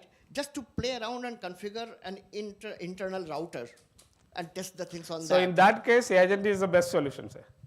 Because agent has to be there, then services can be identified from the host machine and that can be mapped. So, but then if somebody purposefully close down the agent, then we cannot tag it. Let's thank Murli. Thank you, sir. Thank you very much. So now we come to one very interesting session that we are initiating in this ICISS, that since we have several sponsors that have helped us to fund and subsidize the travel grants of PhD scholars who have attended this conference, we find that this is a nice opportunity to also hear from these sponsors in what way these scholars can be assisted with, either through internship or some problem statement or things like that. So in this, I don't want to make it very formal. Informally, if you feel comfortable to speak from here, you speak from here. So let me tell who all are here. Narendra from TCS, our gold sponsor. And then Anchal is here from Ripple. CDAC is our silver sponsor, so Muralidharan will represent that. And we also have from a very special, sincere guest from Grid India. These are the controllers of Western India. If he says shut down, it will be shut down, but he won't say that. So we very closely collaborate with he and his team. Very nice of you to be attentively attending all the sessions. Really appreciate that. So I start with Naren. Do you want to present, Naren? Yeah. Okay. So Naren will present, and yeah, Jaiprakash. Also from LNMIIT sites, the TPU is also present. So the research collaborations and this placement point of view also would like to discuss. They discussed with him yesterday. Also, yeah.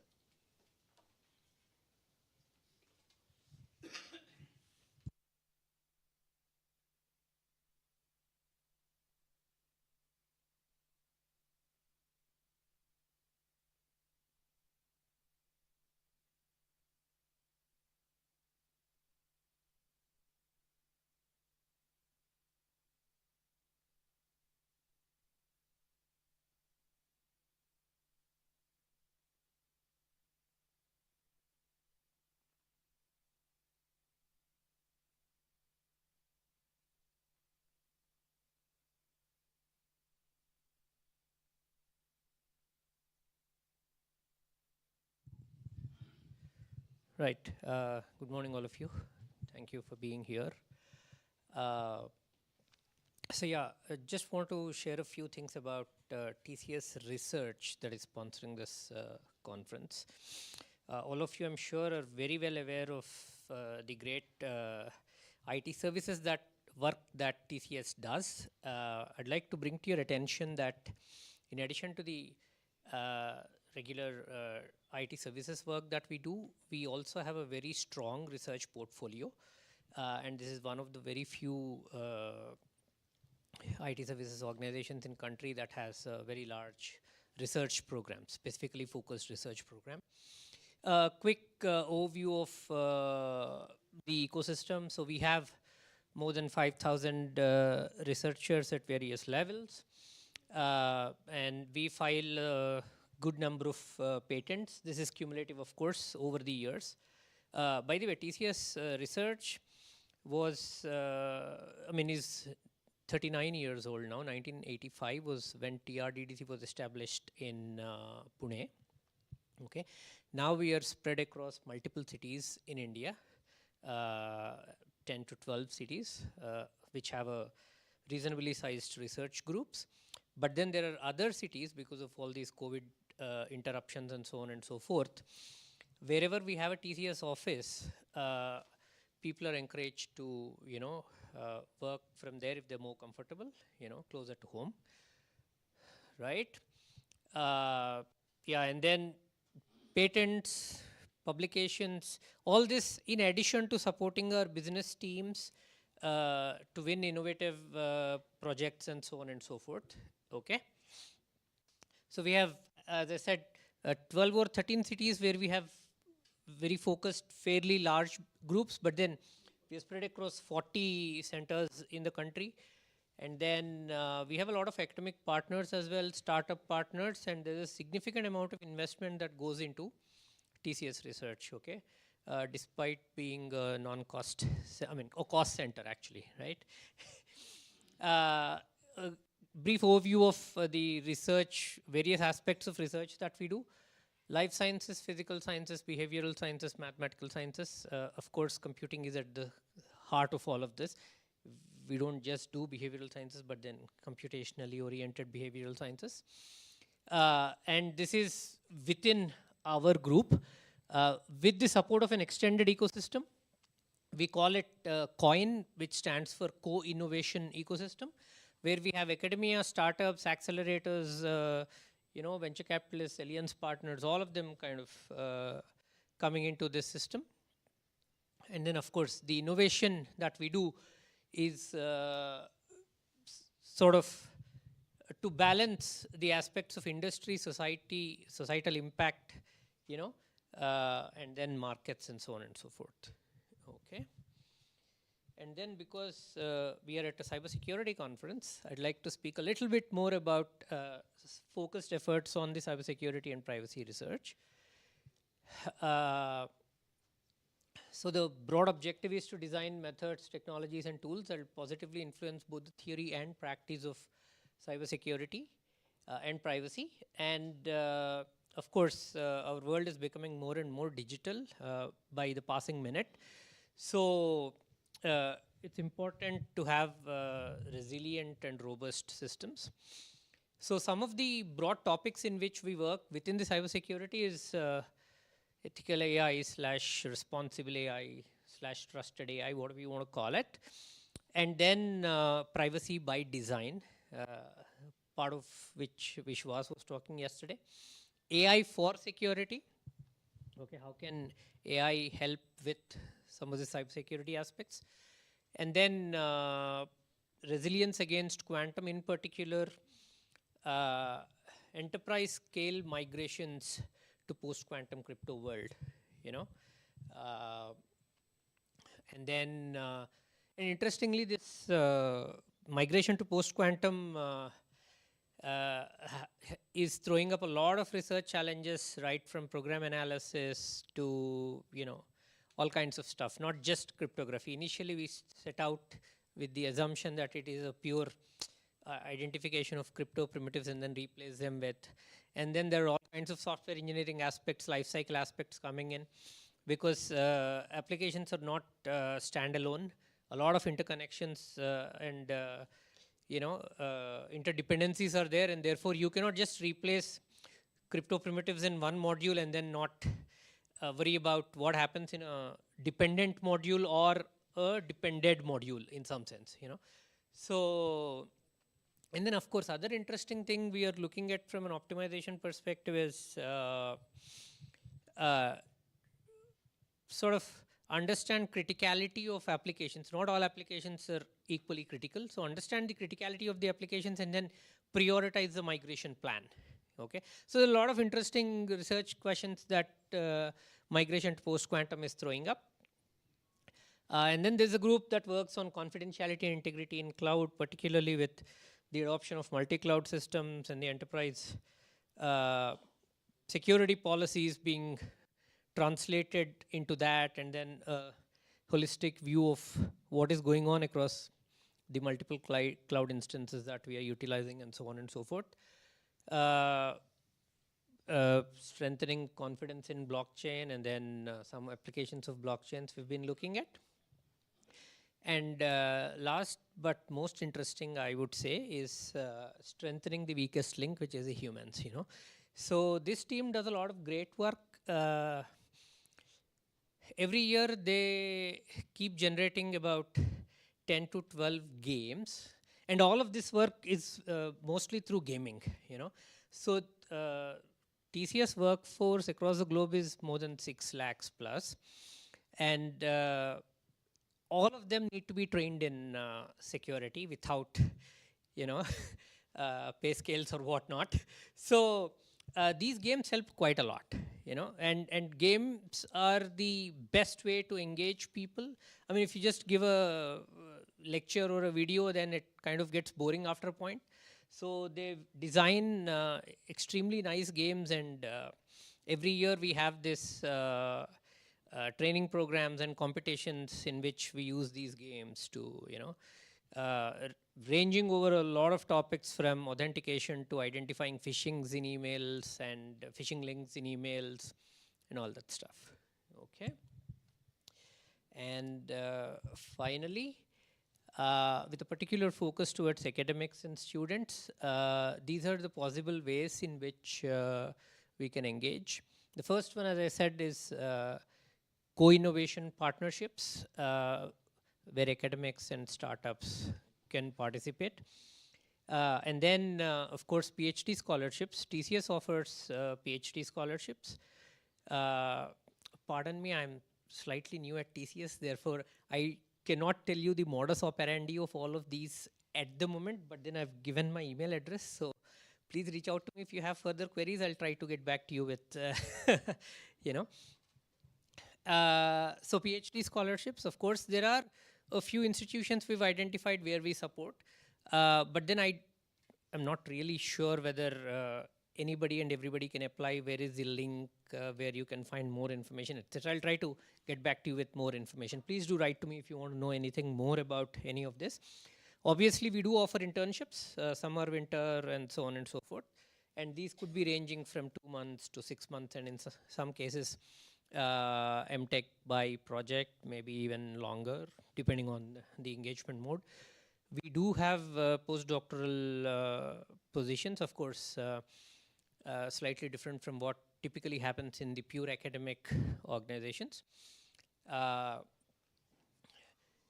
then we obviously have employment opportunities. So yeah, so that is it. I am Naren, so you can note down my email address, and if you want further information, I'll see what best I can do. Thank you. Yeah. Ji. All right.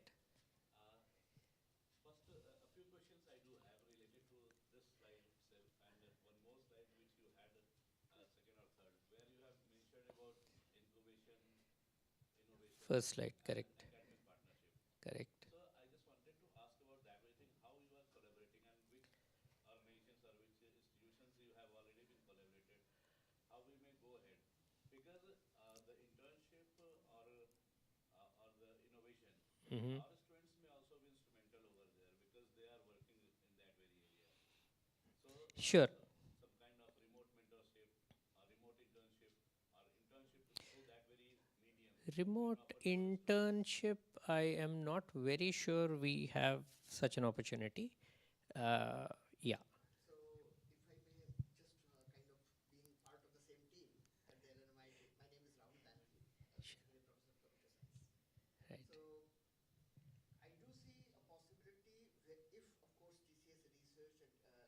open in all 5 of the elements that you just mentioned over there. And therefore, I put them there. We have, at this point in time, about 12 multidisciplinary centers of research here.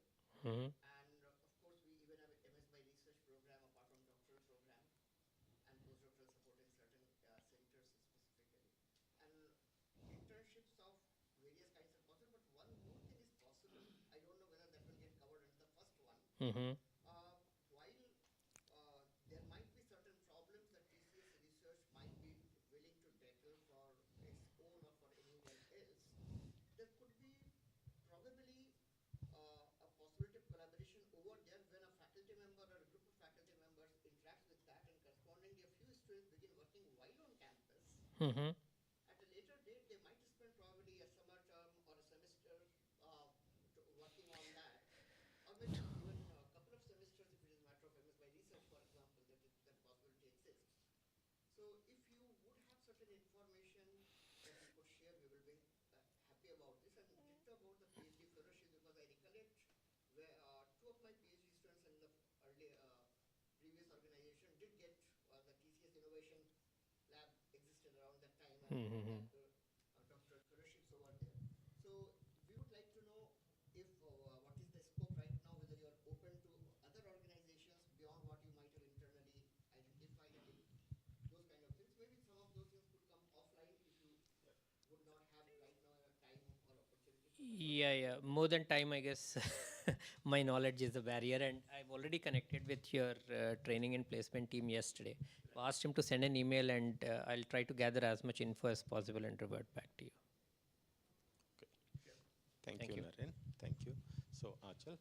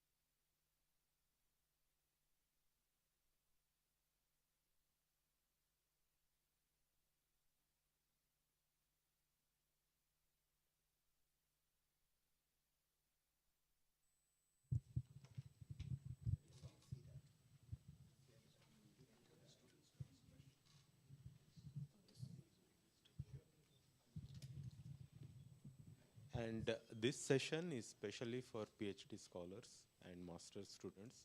So please don't hesitate. Even if your professors are around, whatever questions you have, please ask. Okay. So I strongly recommend that you ask questions. If you have any doubts or something, do ask. Okay. Okay, I did talk about the R&D that we are doing at Triple. I'm going to just quickly go over a few resources that are available for you all to get involved in this ecosystem and, some opportunities at Triple. So there are a few online resources if you want to learn more about XRP Ledger and the kind of work that we are doing. So the first one is there is XRPL documentation. So if you want to build any application, get hands-on experience, you can go to this website xrpl.org where there are resources, detailed documentation, and code samples for you to try. Then there is the specific learning portal where there are some courses for you to learn the basics of coding on the XRP Ledger.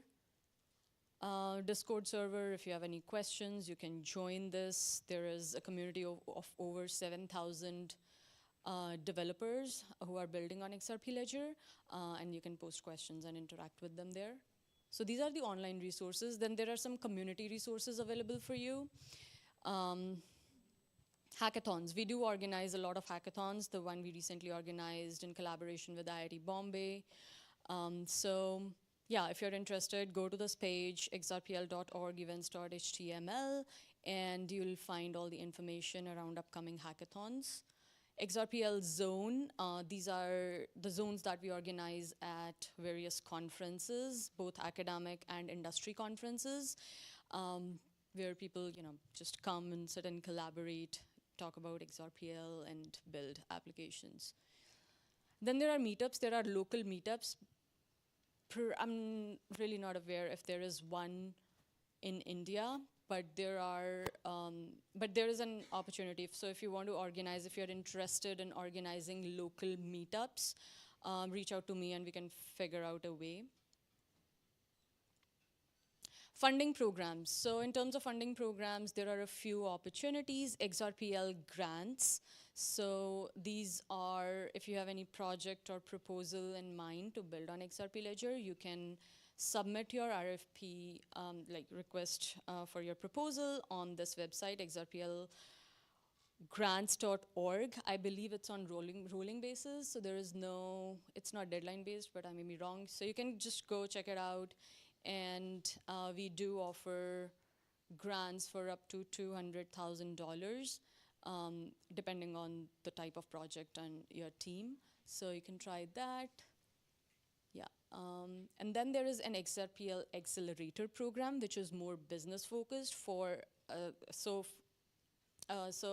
instead of just giving grants, we also provide support like business expertise. So if you have any business idea in mind that you want to build on using XRP Ledger, this is the way to go. And the website is xrplaccelerator.org. Then we have this community, XRPL Commons. They organize residency programs for students to teach the basics of not just XRP Ledger, but blockchain in general, but also specifically XRP Ledger. So recently, I think there was this 12-week builder. So they keep coming up. You can check it out on xrplcommons.org, residency program, and you can apply for that. I think that's it. And there is a Ripple careers page where there are, open positions, open roles for both for internships for students as well as for employment. So feel free to check it out. And yeah, I'm there. You can reach out to me if you have any questions. Thank you. This 12-week residency program, this one is in France, Paris. Yeah. If anybody wants to do this thing from here only remotely, because everyone will not be able to go over here. Yeah. So what is the mechanism to participate in this residency? Is there anything? It's a residency, so anything through web.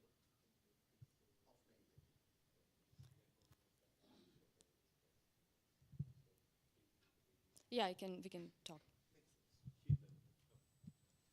So next, let me invite Dr. Murli from CDAC.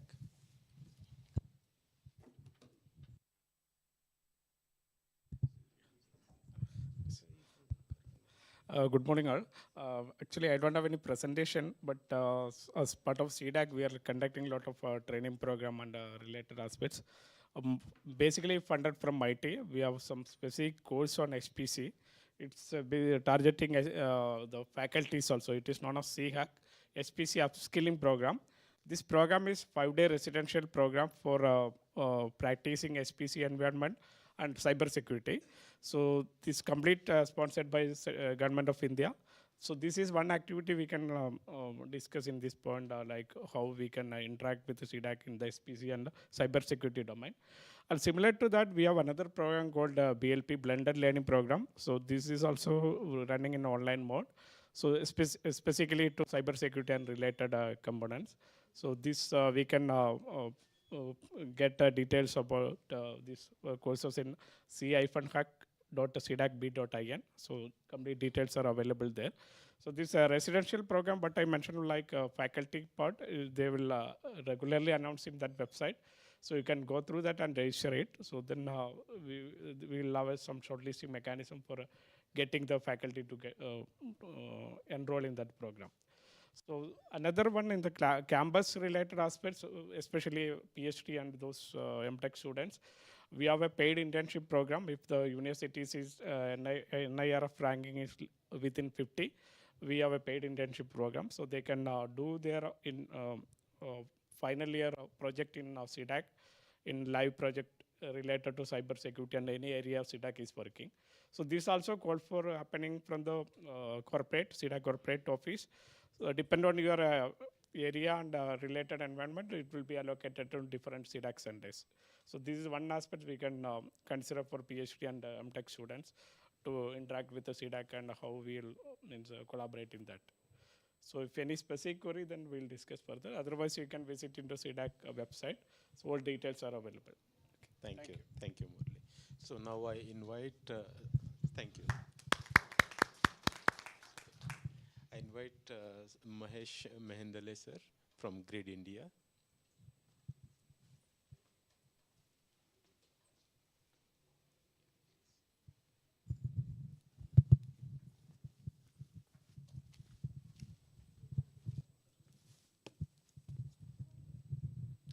Good morning, all.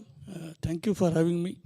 In fact, I was not prepared to come here on the dais and say something about what is being said here, because this is like a global and national level problem being discussed, and we are still at the gully level cricket. No? So slightly alien feeling was there with us when we landed here. But yes, let me introduce what I am or what my company is doing. We are a Grid Controller of India Limited. We are a central government CPSU. And we are actually responsible for managing the Indian national grid.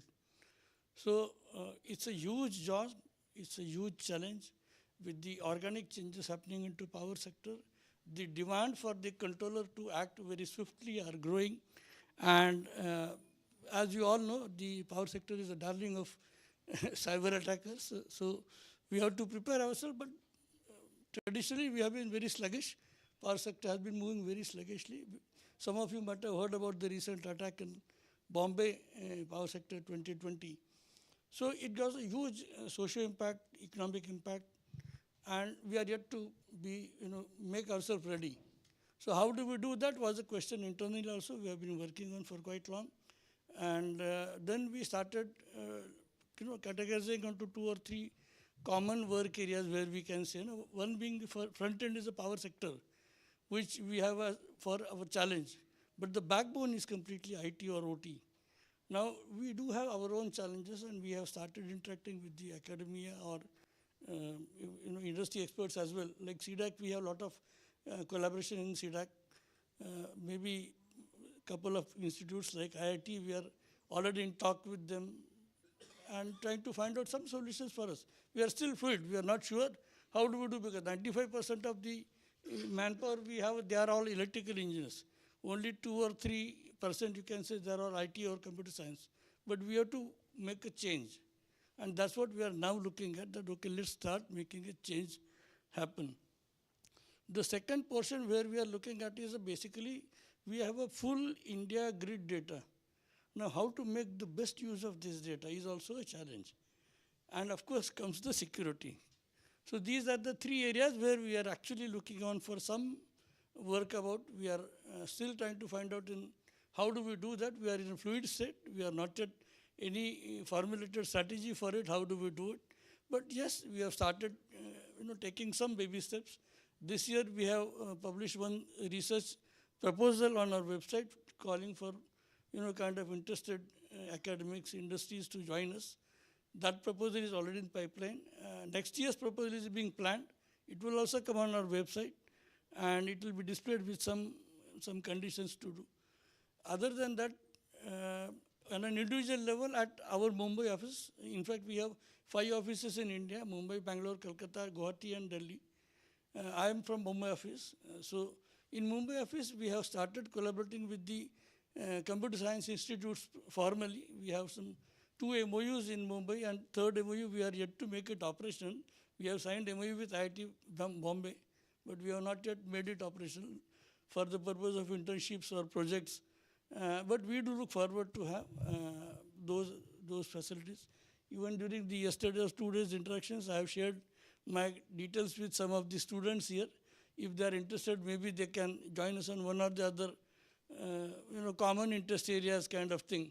So we are all open to have some, step to build a kind of ecosystem, because only one power sector, one company cannot make the change happen. It has to be ecosystem. We have to have experts from industry, academics, and the user. I am from the user side. So I'm open to welcoming some suggestions, some inputs. Maybe we can start moving ahead. Thank you.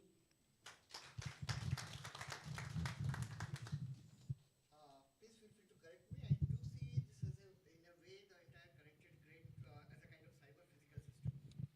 So all the challenges, whether security or other kind of challenges, exist over there. And additional other part is the data analytics, the way you anyway mentioned. So if these are open to organizations beyond your CFPs as well, and if there are opportunities, we would be very keen to engage with that, because we do have a few centers focusing on different kinds of elements, including cyber physical system, apart from the Center for Cryptology and others. So if there could be an interest, we would like to know that. And another thing, just for my information, probably you can help me update on that. There was a talk more than 10 years ago about creating a national informatics infrastructure. All power grids and everything else will be kind of connected in a secure way through that. What is the status of that from power grid perspective? It is connected right now? Thank you. Let me answer the first question first. Cyber physical. No, cyber physical, it is true. But the role that we have, we are basically a control center. Now, if you see the hierarchy of the power system, every state has its own generation, transmission, distribution, and there is something which is a load dispatch. Now, at the state level, they are all mixed in a way. To some states, they have trifurcation. Some states, they have not done the trifurcation. Some states, they have done, like Uttarakhand, they have that load dispatcher, an independent entity. In our case also, we are an independent entity. So I don't own any physical system. All I have is only virtual, means my own center, which is a kind of a network of computers, that's all. So there will be certain decision making Absolutely. over there? Yes, yes. Right? And they will probably be impacting the rest of the members of the grid? Obviously. Right? So it actually translates to that. No, but I don't have any physical control over them. All right. See, that's the difficulty. Now, I'll tell you one of the funny thing. I mean, sorry, I'm taking you a little away from cyber, but to physical world. Let's say we have some systems on managing the generation and load balance. That's the critical role that we have. And everything is generated has to be supplied, consumed. Now, for managing that, we have a lot of automated tools coming into our managing the grid, wherein we have the generation schedule being adjusted from my control center, okay, which is something very huge. You can imagine an engine running in Delhi is managing having a control small pin into every generator's AGC. So technically that means that you do depend on the data, and based on the data, certain things are done based on the demand and you perceive for scheduling, etc. So that means if the data is compromised, and your control details or control, say, signals are compromised, there would be a kind of Catastrophe. So that is where an opportunity is kind of. Absolutely, absolutely, very true. That's where I was trying to say that we are still, growing. When we placed into this service, nobody imagined that there can be a cyber risk. Now today we are looking at, okay, having done the system, let's look at it. How do we improve? Okay, that's one part of your question set. Second question, you said that NCIPC, National Critical Infrastructure, is already.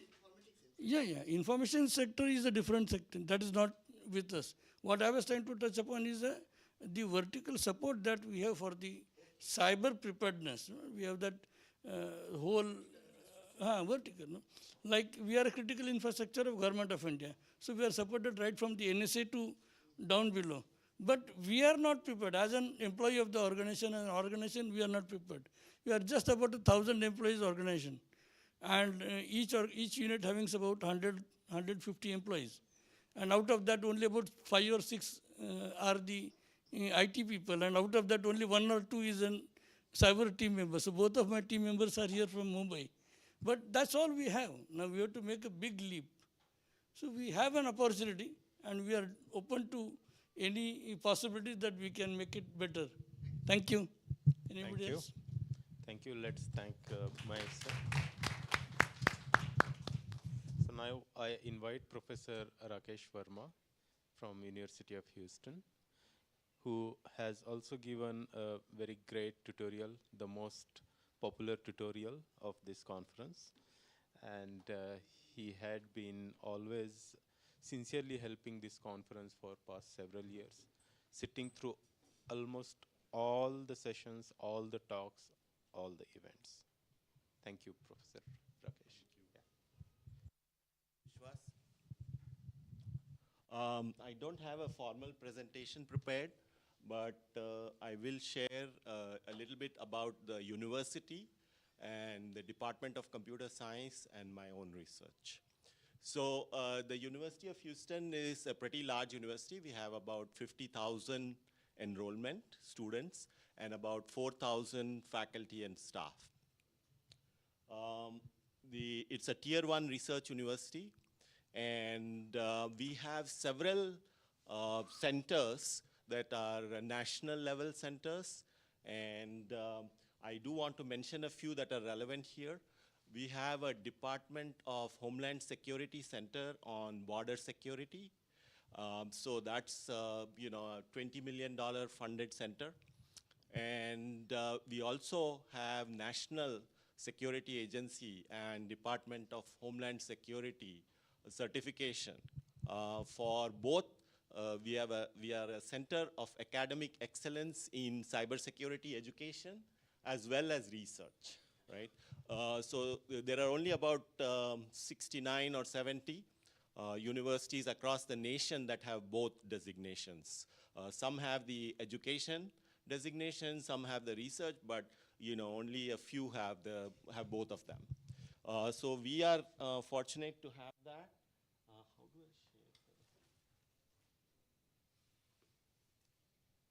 Just want to share this screen.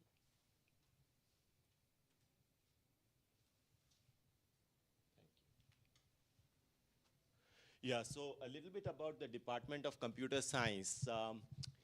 We recently hired several faculty in AI machine learning, and we also have IEEE fellows in the department. Our research is winning awards not just at the university level, but internationally. So the hate speech detection work that we did won an award. We got first place in a competition that was organized at the European ACL conference. I wanted to mention that currently these statistics are a little bit old. So we have about 2,000 undergraduate students in the computer science department, close to 300 graduate students, of which about 150 are PhD students. And we are currently at $4 to $5 million range in terms of research expenditures. And our strengths include AI, machine learning, cybersecurity, as well as human-computer interaction, usable security. So Naren, for example, mentioned games for phishing. So we are conducting research on the human aspect of phishing as well as automatic phishing detection. We have a grant from the National Science Foundation for the human angle. And just recently we were approached by one of the largest casinos in the world for help with their cybersecurity program. So there are lots and lots of opportunities for students. I will mention a couple of opportunities. Besides the PhD program, of course, we also have a research experience for undergraduates program. Unfortunately, this is closed to only US citizens and permanent residents. But on campus, we also have other opportunities. So for example, you can reach out to individual faculty members for summer internships. And we do take, whenever we have funding available, we do take students. And there are students who have their own support. they are welcome to write to us, and if they are qualified, we will definitely consider their applications very seriously. So with that, I'm going to stop here and take questions if you have any.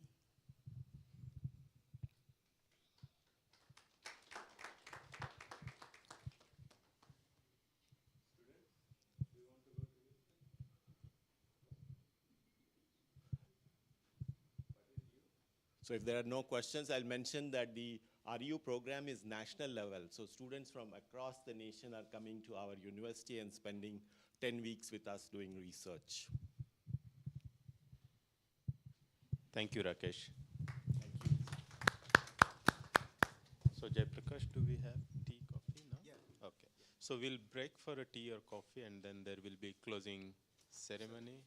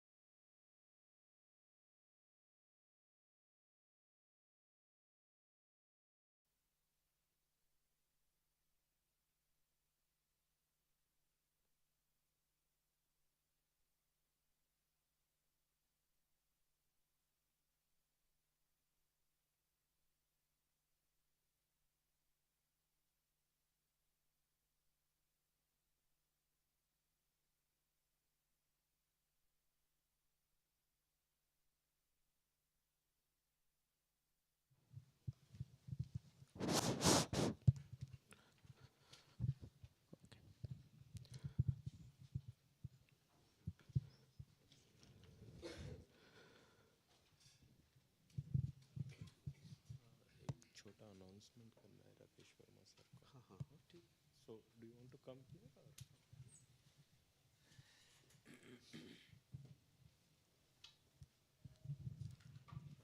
So just hot off the press announcement.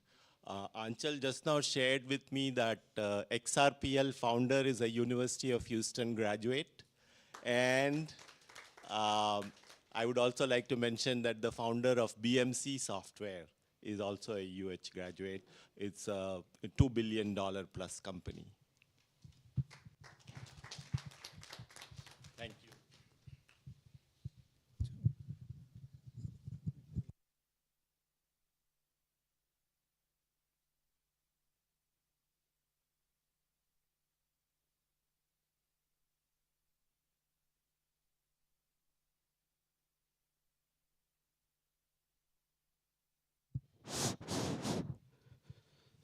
So, hope all of you have it was a very wonderful that this conference that we hosted, and we got this very good opportunity to host at LNMIITs. So, as I remember this last time that in NIT Raipur, when I went there for the bidding, that first it was initially decided that it will be hosted by IIT Indore. So that's I do not know, then again it's changed. And we got this opportunity to host here in 2024. So thank you, Professor Shyam Sundar and Professor Sushil Jajodia, as well. Many thanks to Dr. Biswas.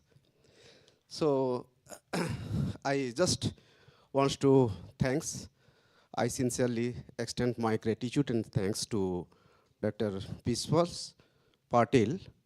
So kindly, okay, a small memento from our sides as a TPC co-chairs. So very nice way he has.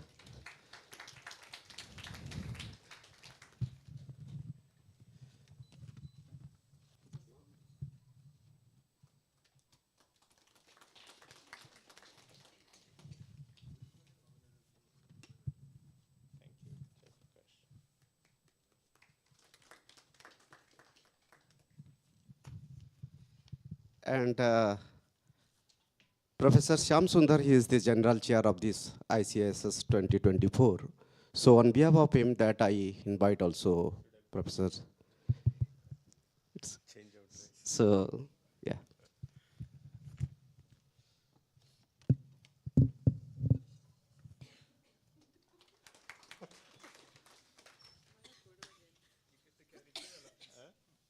Two elephants. Yeah.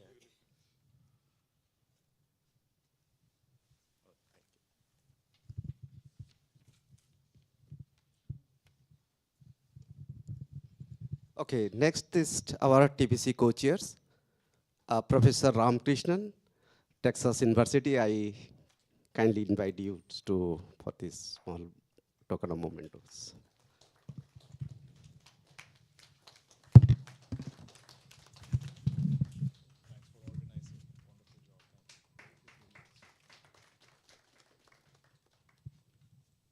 Who's going to thank you?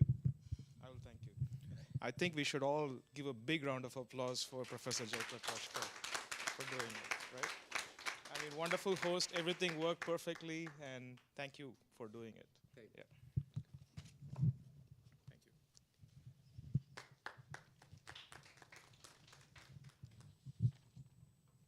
Okay, so we have the few organizing executive committees member of this conference.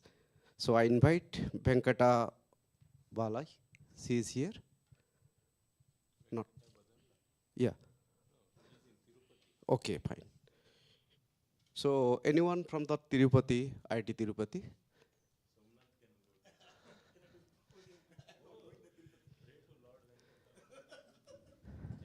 Yeah. So on behalf of our, yeah.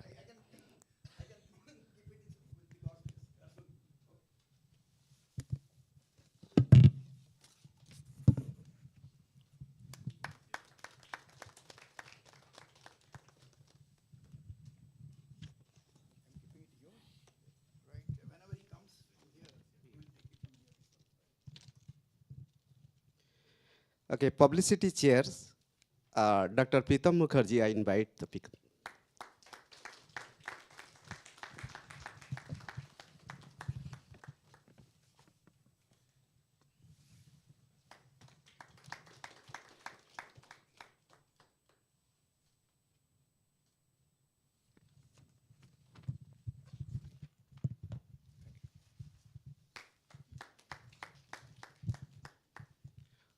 Okay, so another one more member, and he is from the beginning, he is associated with this conference. Professor Somnath Tripathi from IIT Patna, I invite.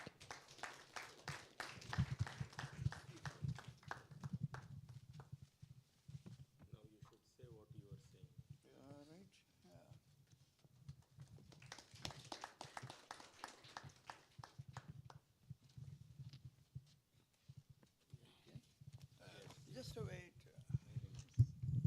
I must thank you all, and I think within these 7 years, I'm coming to the ICISS regularly, right?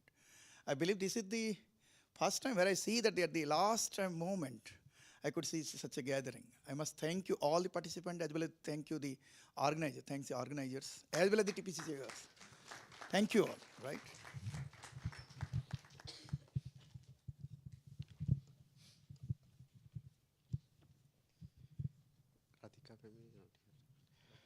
Yeah. So PhD forum chairs, I invite Dr. Radhika. I think she is not here. On behalf of her, anyone can.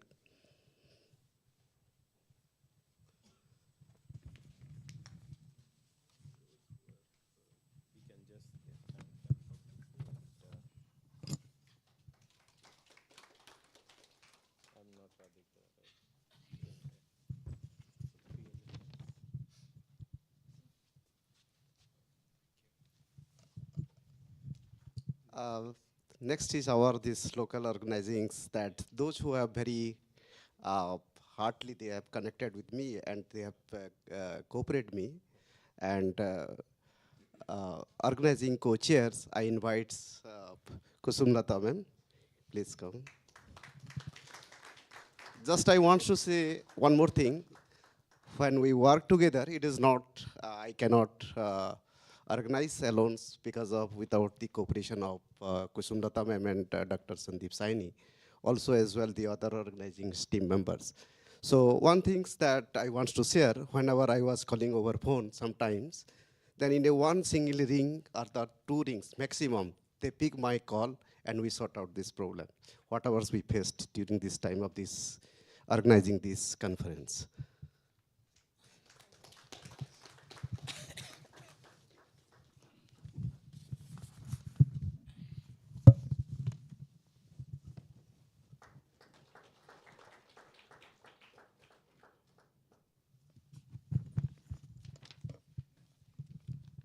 So I invite Dr. Sandeep Saini.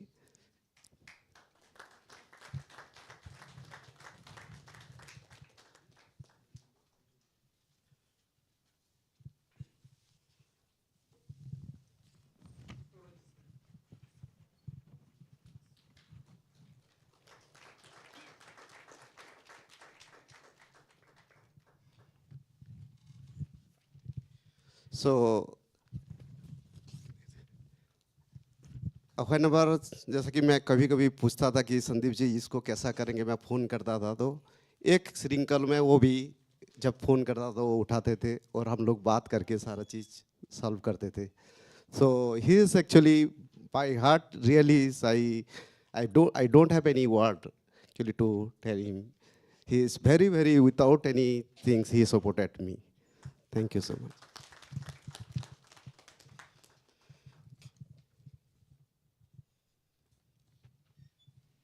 Okay, so our director sir is not present here, Professor Rahul Banari. So I invite my colleague, CSE colleague, anyone, Professor Panda. He is senior most, our one Kabli professor, kindly please collect on behalf of Professor Rahul Banerjee.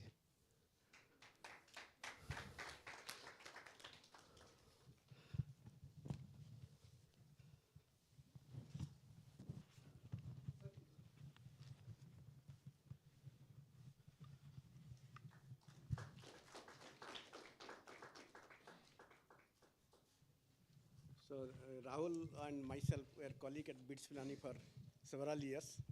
So it's an opportunity to collect on behalf of him. So kindly. Thanks. Sir.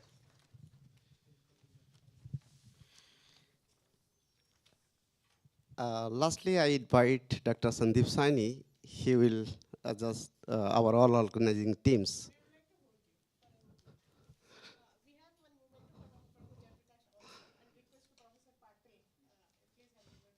Okay. Switch it.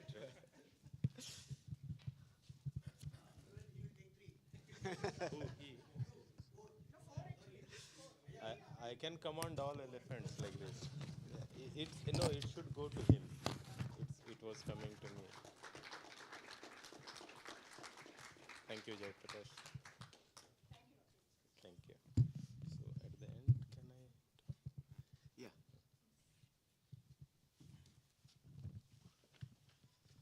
So, Dr. Sandeep. Okay, good afternoon all, and thank you for being patient till this moment. I was watching a web series, Bandish Bandit, 2 days back, and in the final act, the performer said, all the good things are due to my gurus, all the mistakes are because of me. So on this concluding remark, I'll say, all the good things that happened in the conference are because of the gurus, Professor Vishwas, Jayaprakash sir, Shyam Sundar sir, and any mistakes, they are because of us. So please pardon us if there were any mistakes, any uncomfort moment you had. And I would like to call my colleagues who work day and night to organize different things in the conference. First of all, Professor Jayaprakash was our chair for organizing everything. He coordinated. We had weekly meetings in the last 2 months, but before that, every moment he was taking care of all the things time to time. Dr. Kusumlata was co-chair, coordinating from a long time. Coming to, yes, I was also the co-chair for that. Now, all the food, all the snacks that you had, Dr. Jaina organized that with Dr. Abhijit Adhikari, Nikunj Kar, Ajit Singh Rawat, and Manish Mittal. Thank you, Dr. Jaina. Technical session management, Dr. Preeti and her team, where Dr. Subrat was also there. Dr. Harsh, Gaurav Verma, Ankit Jha.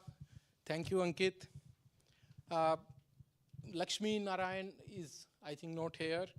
And the LUCS team, our IT team, which was here with them all the time.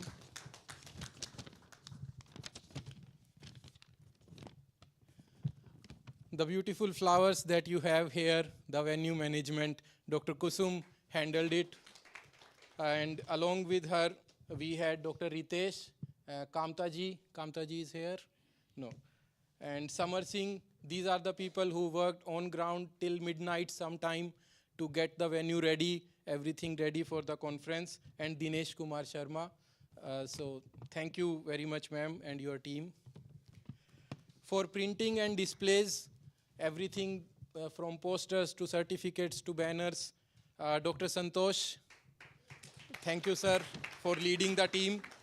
In the team, we also had Dr. Vikas, Lal Upender Singh, and Dr. Anubhav is here. Yes, thank you, sir. And Shivam. For all of your transportation and accommodation, which was one of the things which you need to arrive in a new city, Dr. Imran. Thank you, sir, for coordinating. Dr. Nitesh Pradhan, both of them equally took the charge with Dr. Prateek, and Samar and Lakshman were involved with them at the ground level. For all the IT support, Dr. Gaurav Chatterjee is the LUCS lead. He is not here, but the whole IT team, Bhavani, Vishal, and all, thank you very much. The food that we had at Chokhidhani, Dr. Ashish, thank you very much. I hope all of you remember his name. And along with him, we also had Dr. Durga Prasad and Pawan Kumar Sharma and Ajit Singh Rawat. For inaugurations and introducing the chief guest on day 1, day 2, Dr. Polumi, Dr. Joita, who were our presenters. Thank you, ma'am. One of the team which I led was registration team, in which we had Dr. Sachin and Jitendra Goyal, Dharampal and Shivangi. All of them were sitting on the desk for all 4 days. And now the most important ones, all the student volunteers who stayed in their vacation period. We had our vacations from last week, but they stayed here, they worked hard, coordinated everything, and I hope they were able to solve all of your queries. And thank you again, and we would like to see the whole team again in Jaipur for the same conference or some other conference. Any other occasion, we'll welcome you again. Thank you, everyone.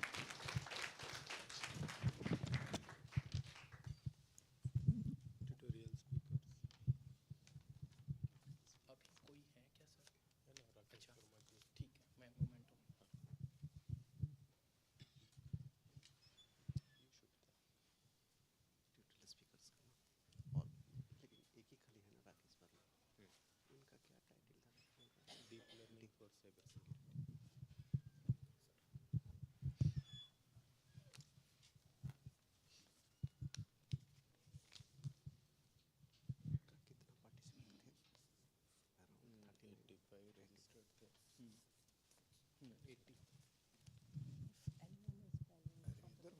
You could give this Ramana sir. Ramana sir. काम खत्म है. You want to give movement, right? हमको दे दो रामना का. रामना थोड़ी आएगा.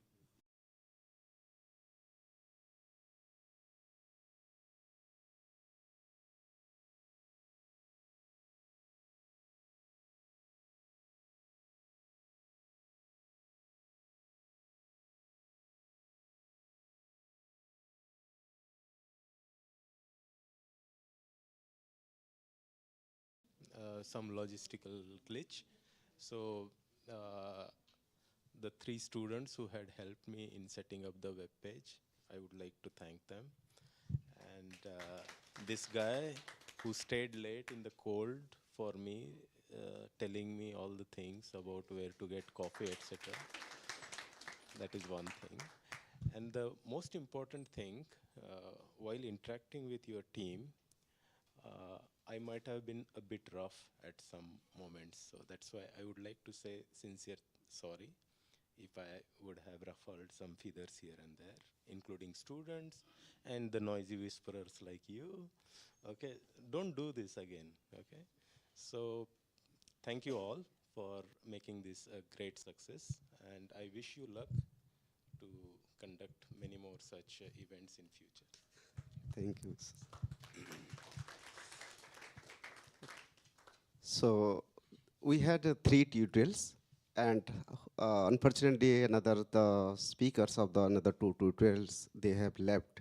And Professor Rakesh Parma, the tutorials, the deep learning on cybersecurity, I invite him to have a one small. So around 85 students have enrolled here in these particular tutorials, and I think 53 or 54 participants were present, and it was a very wonderful tutorials.